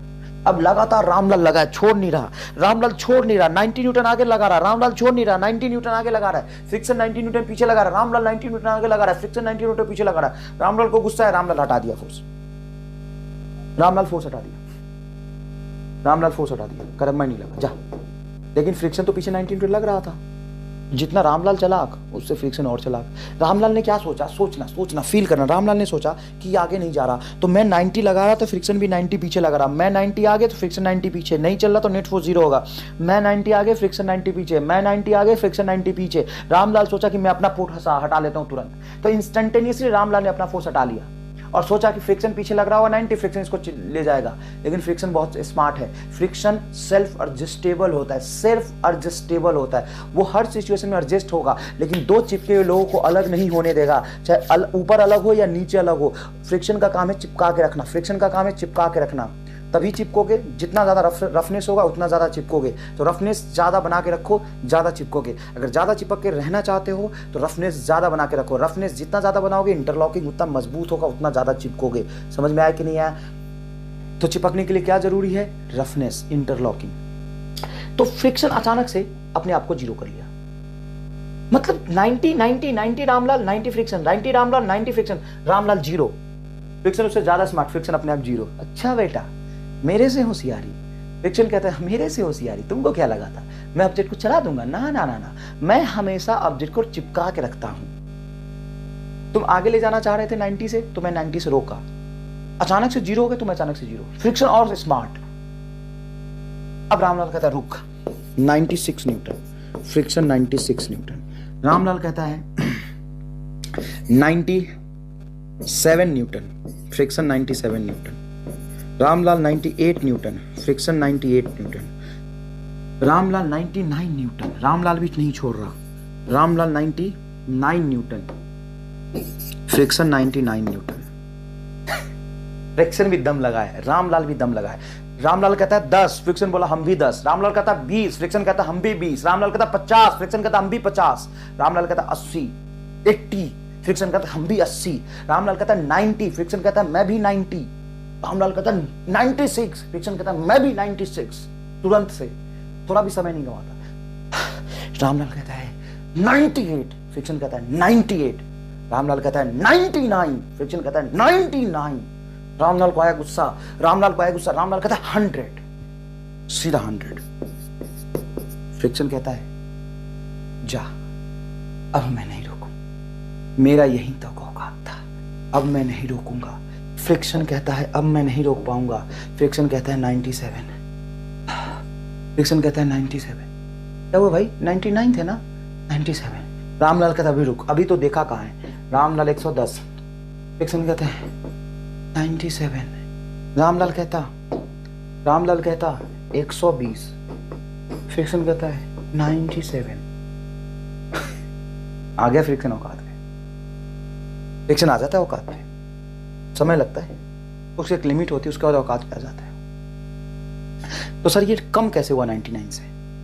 तो पहले इंटरलॉकिंग था, तो इंटरलॉकिंग तोड़ना मुश्किल था, लेकिन एक बार इंटरलॉकिंग टूट गया, ऑब्जेक्ट मोशन में आ गया, तो इनर्शिया ऑफ मोशन में आने के बाद इंटरलॉकिंग उतना मजबूत नहीं बन पाएगा। तो आपने सुना होगा कि एक ऑब्जेक्ट को मोशन में लाना टफ होता है, लेकिन मोशन में बनाए रखना इजी होता है। मोशन में लाना टफ होता है, लेकिन मोशन में बनाए रखना इजी होता है। अब सुनो, ऑब्जेक्ट की कितनी तरह की कंडीशन डिफाइन हो रही है? 3। यहां से यहां तक का जो कंडीशन है वो रेस्ट है, ऑब्जेक्ट इज एट रेस्ट।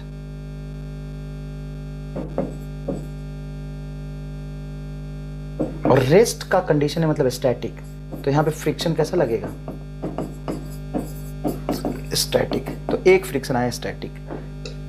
दूसरा, यहां ऑब्जेक्ट अबाउट टू मूव था और मैक्सिमम फ्रिक्शन यहां पे 99 न्यूटन लग रहा था, तो इसको कहते हैं अबाउट टू मूव, मतलब लिमिटिंग सिचुएशन है, उससे कम तो नहीं चलेगा, वो एकदम चलने की कंडीशन में, कम तो नहीं चलेगा, थोड़ा ज्यादा लगाओ तो चल जाएगा। तो about to move, about to move मतलब limiting,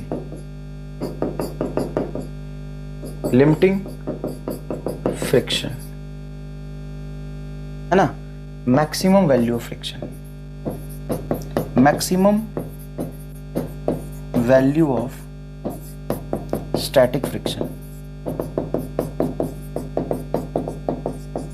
maximum value of static friction is limiting friction force. ठीक है बेटा, maximum value of limiting friction force, sorry maximum value of static friction is called limiting, क्योंकि ये static भी है, rest में भी है, लेकिन अबाउट टू मूव भी है। लेकिन ये अबाउट टू मूव एकदम लिमिटिंग वाला है, इसलिए इसको हमने अलग फ्रिक्शन बोल दिया। अब यहां से यहां तक बोलो, body is moving, body is moving या object is moving, object is moving, moving मतलब काइनेटिक सिचुएशन में है, यहां पे इसलिए बोलते हैं काइनेटिक फ्रिक्शन। बताओ भैया रामलाल है, तीन तरह की फ्रिक्शन जिसने भी डिफाइन करी, उसने पहले फ्रिक्शन डिफाइन किया, फिर टाइप डिफाइन किया, कि पहले सिचुएशन तीन था इसलिए तीन तरह का फ्रिक्शन डिफाइन किया, सिचुएशन तीन था इसलिए तीन तरह का फ्रिक्शन डिफाइन किया। समझ में आई? देखो अगर मैं बोलूं normal zero then friction must be zero, एकदम ट्रू है। जब नॉर्मल जीरो मतलब दो लोग चिपके ही नहीं है, अभी जब चिपके ही नहीं तो इंटरलॉकिंग कैसे बनी? चिपकोगे तब तो बनेगा इंटरलॉकिंग, चिपकोगे तब तो इंटरलॉकिंग बनेगा। If friction zero then N must be zero, ये ट्रू ना ना फॉल्स। अब मान लो कि तुम बहुत चिपक गए, लेकिन जिसके साथ चिपके हो बहुत स्मूथ है, इंटरलॉकिंग बनेगा ही नहीं, रफनेस है ही नहीं। ऐसे ऑब्जेक्ट के साथ चिपके हो जो बहुत स्मूथ है, तुम्हारा इंटरलॉकिंग है लेकिन ये स्मूथ है, तो कैसे बनेगा? स्मूथ सरफेस यही तो होता है, नॉर्मल है, कांटेक्ट है, लेकिन स्मूथनेस की वजह से इंटरलॉकिंग नहीं बना। ये फॉल्स है। ये कह रहा है friction zero then normal must be zero, ये गलत हो गया। स्टैटिक फ्रिक्शन, अच्छे से फ्रिक्शन का डेफिनेशन समझो। स्टैटिक फ्रिक्शन मतलब सेल्फ एडजस्टेबल होता है, ये हाईली सेल्फ एडजस्टेबल होता है। देखो बहुत स्मार्ट वर्क करता है, हाईली सेल्फ एडजस्टेबल है, तुरंत एडजस्ट करता है। और ये सारा कहानी किस लिए करता है? तो देखो फ्रिक्शन दो लोगों को चिपका के रखने में कितनी मदद करता है। दो लोग चिपक के रहते हैं फ्रिक्शन की मदद से, उनको बहुत सारे लोग अलग करने की कोशिश करते हैं, लेकिन उनका फ्रिक्शन उनको रोक के रखता है। और फ्रिक्शन ऐसा है, मान लो एक आदमी अलग करने की कोशिश करे तो एक ही आदमी के बराबर फोर्स लगाता है, वो ज्यादा अपना एनर्जी खर्च नहीं करता। फ्रिक्शन की औकात 99 न्यूटन है, लेकिन 99 नहीं लगाएगा। तुम 20 लगाओ तो 20 लगाएगा, तुम 30 लगाओ तो 30 लगाएगा। मतलब फ्रिक्शन जो स्टैटिक फ्रिक्शन है, इसका कोई फॉर्मूला नहीं है कि सेल्फ एडजस्टेबल होता है, always equal to applied force. इसका कोई फिक्स फॉर्मूला नहीं है, इसका कोई फिक्स वैल्यू नहीं होता है, always equal to applied force. लेकिन ये लिमिटिंग फ्रिक्शन का देखो फिक्स वैल्यू है, और देखो यहाँ काइनेटिक का भी फिक्स वैल्यू है। तो काइनेटिक फ्रिक्शन का फॉर्मूला होता है, लिमिटिंग फ्रिक्शन का फॉर्मूला होता है, लेकिन स्टैटिक फ्रिक्शन का कोई फॉर्मूला नहीं होता। लिमिटिंग फ्रिक्शन क्या होता है? Maximum value of static friction, maximum capacity to stop the object for sliding. वो मैक्सिमम इंटरलॉकिंग की कैपेसिटी है रोक के रखने की। तो अगर उतना ही मैं फोर्स लगा दूंगा तो ऑब्जेक्ट चल जाएगा, उससे ज्यादा लगाऊंगा तो ऑब्जेक्ट चलेगा, उससे कम लगाऊंगा तो ऑब्जेक्ट नहीं चलेगा। तो क्या मैं कह सकता हूं कि किसी बॉडी को स्लाइड कराने के लिए मिनिमम फोर्स की जो रिक्वायरमेंट होती है वो लिमिटिंग के बराबर होगी, applied force required to move this object. और ये लिमिटिंग फ्रिक्शन फोर्स जो होता है वो नॉर्मल रिएक्शन के प्रोपोर्शनल होता है। जितना भारी ऑब्जेक्ट उतना ज्यादा इंटरलॉकिंग। मान लो ये इंटरलॉकिंग, ऊपर से बहुत सारे वेट बढ़ा दोगे तो ज्यादा मजबूत इंटरलॉकिंग बनेगा। प्रोपोर्शनल साइन हटाओगे तो म्यू आ जाएगा, तो Fl is equal to mu L into N, ये हो जाएगा तुम्हारा limiting friction force. Kinetic friction force क्या होता है? फ्रिक्शन जब ऑब्जेक्ट मोशन में आ जाता है तो फ्रिक्शन लगता है, उसको कहते हैं काइनेटिक। काइनेटिक भी नॉर्मल के प्रोपोर्शनल होता है, और जब प्रोपोर्शनल साइन हटाते हैं तो यहाँ पे काइनेटिक इज इक्वल टू होता है म्यू के इंटू एन। दोनों नॉर्मल पे डिपेंड कर रहे हैं, लेकिन coefficient of kinetic friction less होता है कोफिशिएंट ऑफ लिमिटिंग फ्रिक्शन के, इसीलिए लिमिटिंग फ्रिक्शन फोर्स की वैल्यू ज्यादा होती है, काइनेटिक कम। फॉर्मूला अगर मैं यहाँ पे ग्राफ बनाऊं अप्लाइड फोर्स और फ्रिक्शन फोर्स, जैसे अप्लाइड बढ़ा फ्रिक्शन बढ़ा, अप्लाइड बढ़ा फ्रिक्शन बढ़ा, मैक्सिमम लिमिटिंग फ्रिक्शन अटेन करने के बाद फिर तुम अगर अप्लाइड बढ़ा दोगे तो ऑब्जेक्ट स्लाइड कर जाएगा, और स्लाइड करते जो फ्रिक्शन होता है वो पहले से थोड़ा कम होता है। ये देखो, ये स्टैटिक फ्रिक्शन। तो इतना फोर्स लगाओगे तो ऑब्जेक्ट मोशन में आ जाएगा, सॉरी ये काइनेटिक फ्रिक्शन। इतना अप्लाइड फोर्स लगाओगे तो ऑब्जेक्ट मोशन में आ जाएगा। अगर मैं यहां से आपसे कहूं कि एक बात बताओ मुझे, कंपेयर करोगे तो लिमिटिंग सबसे ज्यादा होता है, उससे कम होता है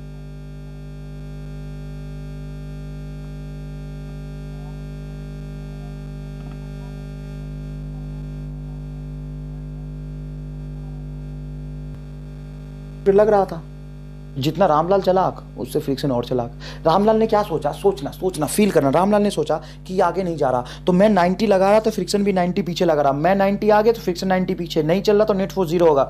मैं 90 आगे फ्रिक्शन 90 पीछे, मैं 90 आगे फ्रिक्शन 90 पीछे। रामलाल सोचा कि मैं अपना फोर्स हटा लेता हूं तुरंत, तो इंस्टेंटेनियसली रामलाल ने अपना फोर्स हटा लिया और सोचा कि फ्रिक्शन पीछे लग रहा होगा 90, फ्रिक्शन इसको ले जाएगा। लेकिन फ्रिक्शन बहुत स्मार्ट है, फ्रिक्शन सेल्फ एडजस्टेबल होता है, सेल्फ एडजस्टेबल होता है। वो हर सिचुएशन में एडजस्ट होगा, लेकिन दो चिपके हुए लोगों को अलग नहीं होने देगा, चाहे ऊपर अलग हो या नीचे अलग हो। फ्रिक्शन का काम है चिपका के रखना, फ्रिक्शन का काम है चिपका के रखना, तभी चिपकोगे। जितना ज़्यादा रफनेस होगा उतना ज़्यादा चिपकोगे। तो रफनेस ज़्यादा बना के रखो, ज़्यादा चिपकोगे। अगर ज़्यादा चिपक के रहना चाहते हो तो रफनेस ज़्यादा बना के रखो। रफनेस जितना ज़्यादा बनाओगे इंटरलॉकिंग उतना मजबूत होगा, उतना ज़्यादा चिपकोगे। समझ में आया कि नहीं आया? तो चिपकने के लिए क्या जरूरी है? Roughness, interlocking. तो फ्रिक्शन अचानक से अपने आप को 0 कर लिया, मतलब 90 Ramlal 90 friction, 90 Ramlal 90 friction, Ramlal 0 friction, उससे ज्यादा स्मार्ट, फ्रिक्शन अपने आप 0। अच्छा बेटा, मेरे से होशियारी। फ्रिक्शन कहता है मेरे से होशियारी, तुमको क्या लगा था मैं ऑब्जेक्ट को चला दूंगा? ना ना ना ना, मैं हमेशा ऑब्जेक्ट को चिपका के रखता हूं। तुम आगे ले जाना चाह रहे थे 90 से, तो मैं 90 से रोका। अचानक से 0 हो गए, तुम अचानक से 0। फ्रिक्शन और स्मार्ट। अब रामलाल कहता है रुक, 96 न्यूटन, फ्रिक्शन 96 न्यूटन। रामलाल कहता है 97 Newton, friction 97 Newton. Ramlal 98 Newton, friction 98 Newton. Ramlal 99 Newton, Ramlal भी नहीं छोड़ रहा। Ramlal 99 Newton, friction 99 Newton. Friction भी दम लगा है, रामलाल भी दम लगा है। रामलाल कहता है 10, फ्रिक्शन बोला हम भी 10। रामलाल कहता है 20, फ्रिक्शन कहता है हम भी 20। रामलाल कहता है 50, फ्रिक्शन कहता है हम भी 50। रामलाल कहता है 80, 80, फ्रिक्शन कहता है हम भी 80। रामलाल कहता है 90, फ्रिक्शन कहता है मैं भी 90। रामलाल कहता है 96, फ्रिक्शन कहता है मैं भी 96। तुरंत से, थोड़ा भी समय नहीं गवाता। रामलाल कहता है 98, फ्रिक्शन कहता है 98। रामलाल कहता है 99, फ्रिक्शन कहता है 99। रामलाल को आया गुस्सा, रामलाल कहता है 100, सीधा 100। फ्रिक्शन कहता है जा, अब मैं नहीं रोकूं, मेरा यही तो औकात था, अब मैं नहीं रोकूंगा। फ्रिक्शन कहता है अब मैं नहीं रोक पाऊंगा। फ्रिक्शन कहता है 97, फ्रिक्शन कहता है 97। क्या हुआ भाई, 99 थे ना, 97। रामलाल कहता है अभी रुक, अभी तो देखा कहाँ है। रामलाल 110, फ्रिक्शन कहता है 97। रामलाल कहता 120, फ्रिक्शन कहता है 97। आ गया फ्रिक्शन औकात पे। फ्रिक्शन आ जाता है औकात पे, समय लगता है, उसकी एक लिमिट होती है, उसके बाद औकात पे आ जाता है। तो सर ये कम कैसे हुआ 99 से? तो पहले इंटरलॉकिंग था, तो इंटरलॉकिंग तोड़ना मुश्किल था, लेकिन एक बार इंटरलॉकिंग टूट गया, ऑब्जेक्ट मोशन में आ गया, तो इनर्शिया ऑफ मोशन में आने के बाद इंटरलॉकिंग उतना मजबूत नहीं बन पाएगा। तो आपने सुना होगा कि ऑब्जेक्ट को मोशन में लाना टफ होता है, लेकिन मोशन में बनाए रखना इजी होता है। मोशन में लाना टफ होता है, लेकिन मोशन में बनाए रखना इजी होता है। अब सुनो, ऑब्जेक्ट की कितनी तरह की कंडीशन डिफाइन हो रही है? 3। यहां से यहां तक का जो कंडीशन है वो रेस्ट है। Object is at rest.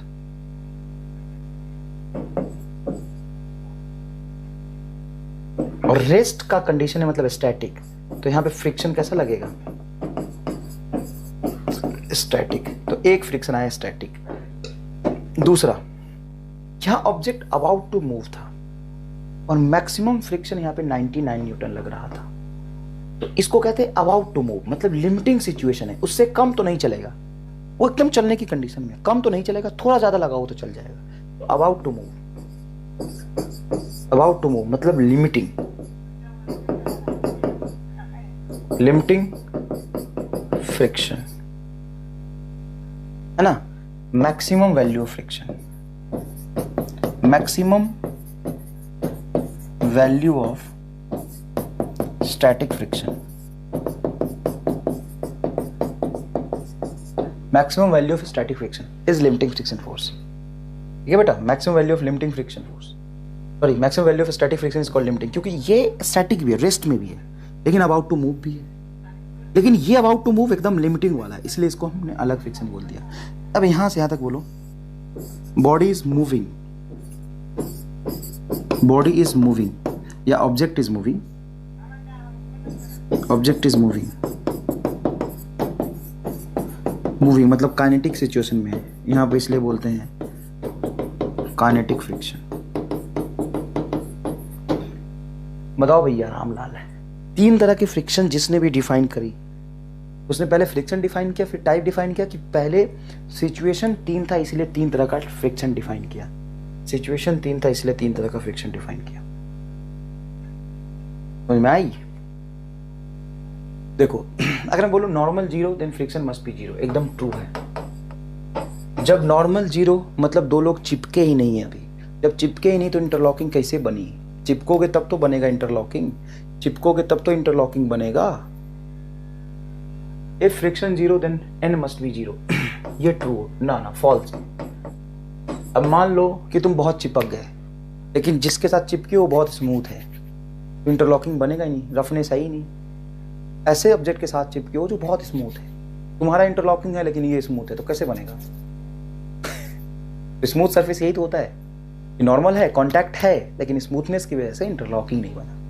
ये फॉल्स है। ये कह रहा है friction zero then normal must be zero, ये गलत हो गया। स्टैटिक फ्रिक्शन, अच्छे से फ्रिक्शन का डेफिनेशन समझो। स्टैटिक फ्रिक्शन मतलब सेल्फ एडजस्टेबल होता है, ये हाईली सेल्फ एडजस्टेबल होता है। देखो बहुत स्मार्ट वर्क करता है, हाईली सेल्फ एडजस्टेबल है, तुरंत एडजस्ट करता है। और ये सारा कहानी किस लिए करता है? तो देखो फ्रिक्शन दो लोगों को चिपका के रखने में कितनी मदद करता है। दो लोग चिपक के रहते हैं फ्रिक्शन की मदद से, उनको बहुत सारे लोग अलग करने की कोशिश करते हैं, लेकिन उनका फ्रिक्शन उनको रोक के रखता है। और फ्रिक्शन ऐसा है, मान लो एक आदमी अलग करने की कोशिश करे तो एक ही आदमी के बराबर फोर्स लगाता है, वो ज्यादा अपना एनर्जी खर्च नहीं करता। फ्रिक्शन की औकात 99 न्यूटन है, लेकिन 99 नहीं लगाएगा। तुम 20 लगाओ तो 20 लगाएगा, तुम 30 लगाओ तो 30 लगाएगा। मतलब फ्रिक्शन जो स्टैटिक फ्रिक्शन है, इसका कोई फॉर्मूला नहीं है कि सेल्फ एडजस्टेबल होता है, always equal to applied force. इसका कोई फिक्स फॉर्मूला नहीं है, इसका कोई फिक्स वैल्यू नहीं होता है, always equal to applied force. लेकिन ये लिमिटिंग फ्रिक्शन का देखो फिक्स वैल्यू है, और देखो यहाँ काइनेटिक का भी फिक्स वैल्यू है। तो काइनेटिक फ्रिक्शन का फॉर्मूला होता है, लिमिटिंग फ्रिक्शन का फॉर्मूला होता है, लेकिन स्टैटिक फ्रिक्शन का कोई फॉर्मूला नहीं होता। लिमिटिंग फ्रिक्शन क्या होता है? Maximum value of static friction, maximum capacity to stop the object for sliding. वो मैक्सिमम इंटरलॉकिंग की कैपेसिटी है रोक के रखने की। तो अगर उतना ही मैं फोर्स लगा दूंगा तो ऑब्जेक्ट चल जाएगा, उससे ज्यादा लगाऊंगा तो ऑब्जेक्ट चलेगा, उससे कम लगाऊंगा तो ऑब्जेक्ट नहीं चलेगा। तो क्या मैं कह सकता हूं कि किसी बॉडी को स्लाइड कराने के लिए मिनिमम फोर्स की जो रिक्वायरमेंट होती है वो लिमिटिंग के बराबर होगी, applied force required to move this object.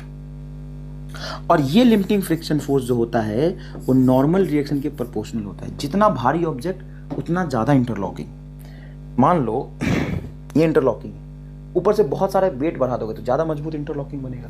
Proportional sign हटाओगे तो म्यू आ जाएगा, तो F L is equal to mu L into N, ये हो जाएगा तुम्हारा लिमिटिंग फ्रिक्शन फोर्स।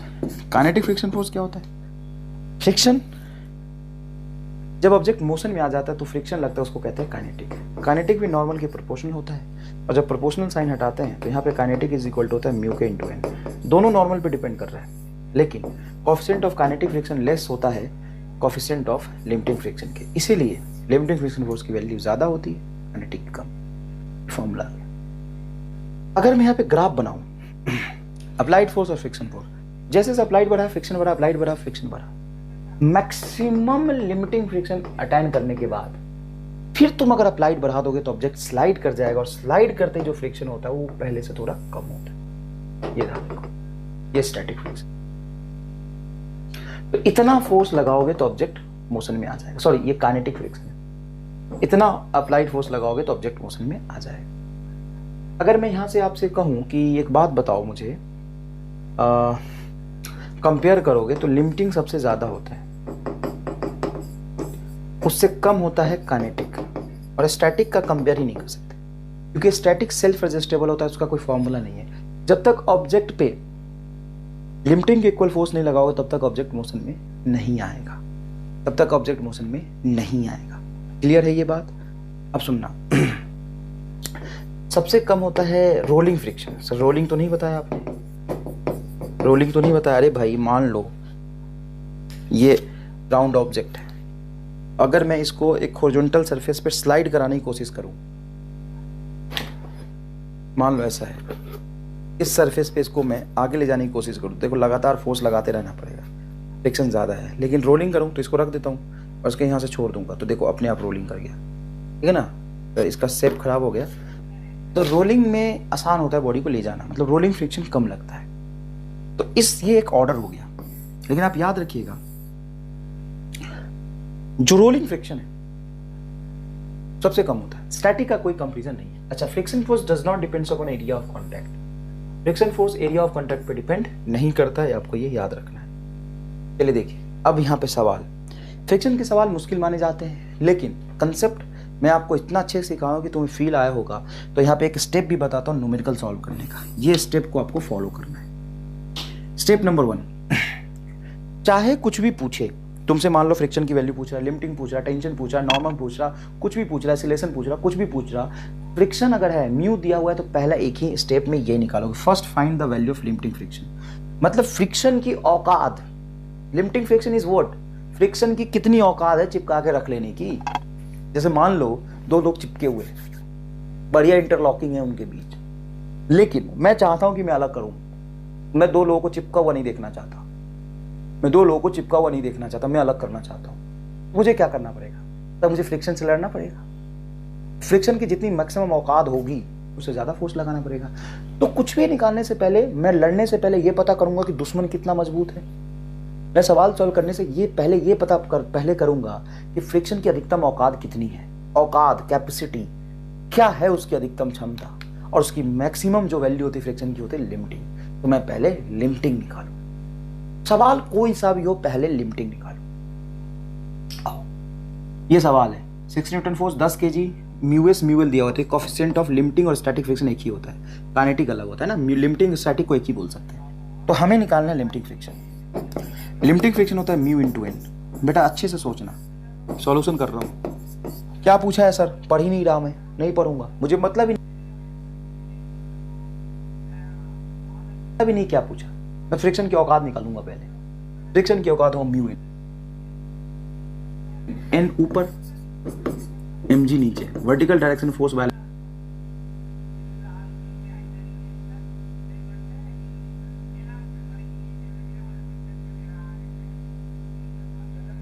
बैलेंस करोगे तो n बराबर mg, तो ये आ जाएगा 100 न्यूटन।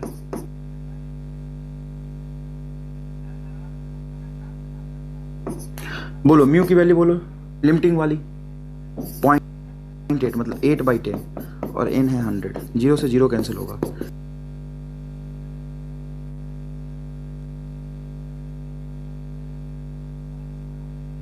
तो FL आएगा 80 न्यूटन। मैं ये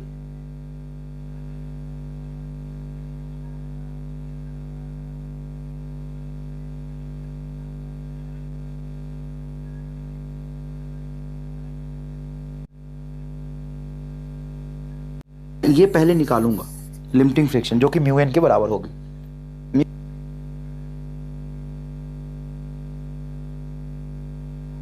म्यू लिमिटिंग वाला लूंगा, चिंता मत करो, आगे आने वाले सवालों में म्यूएल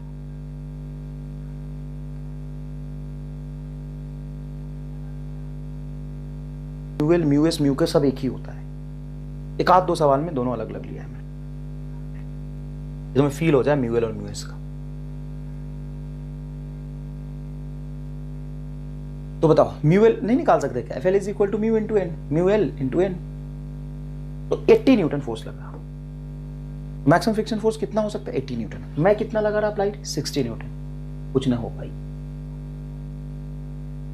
object will not move. Second step पढ़ लो।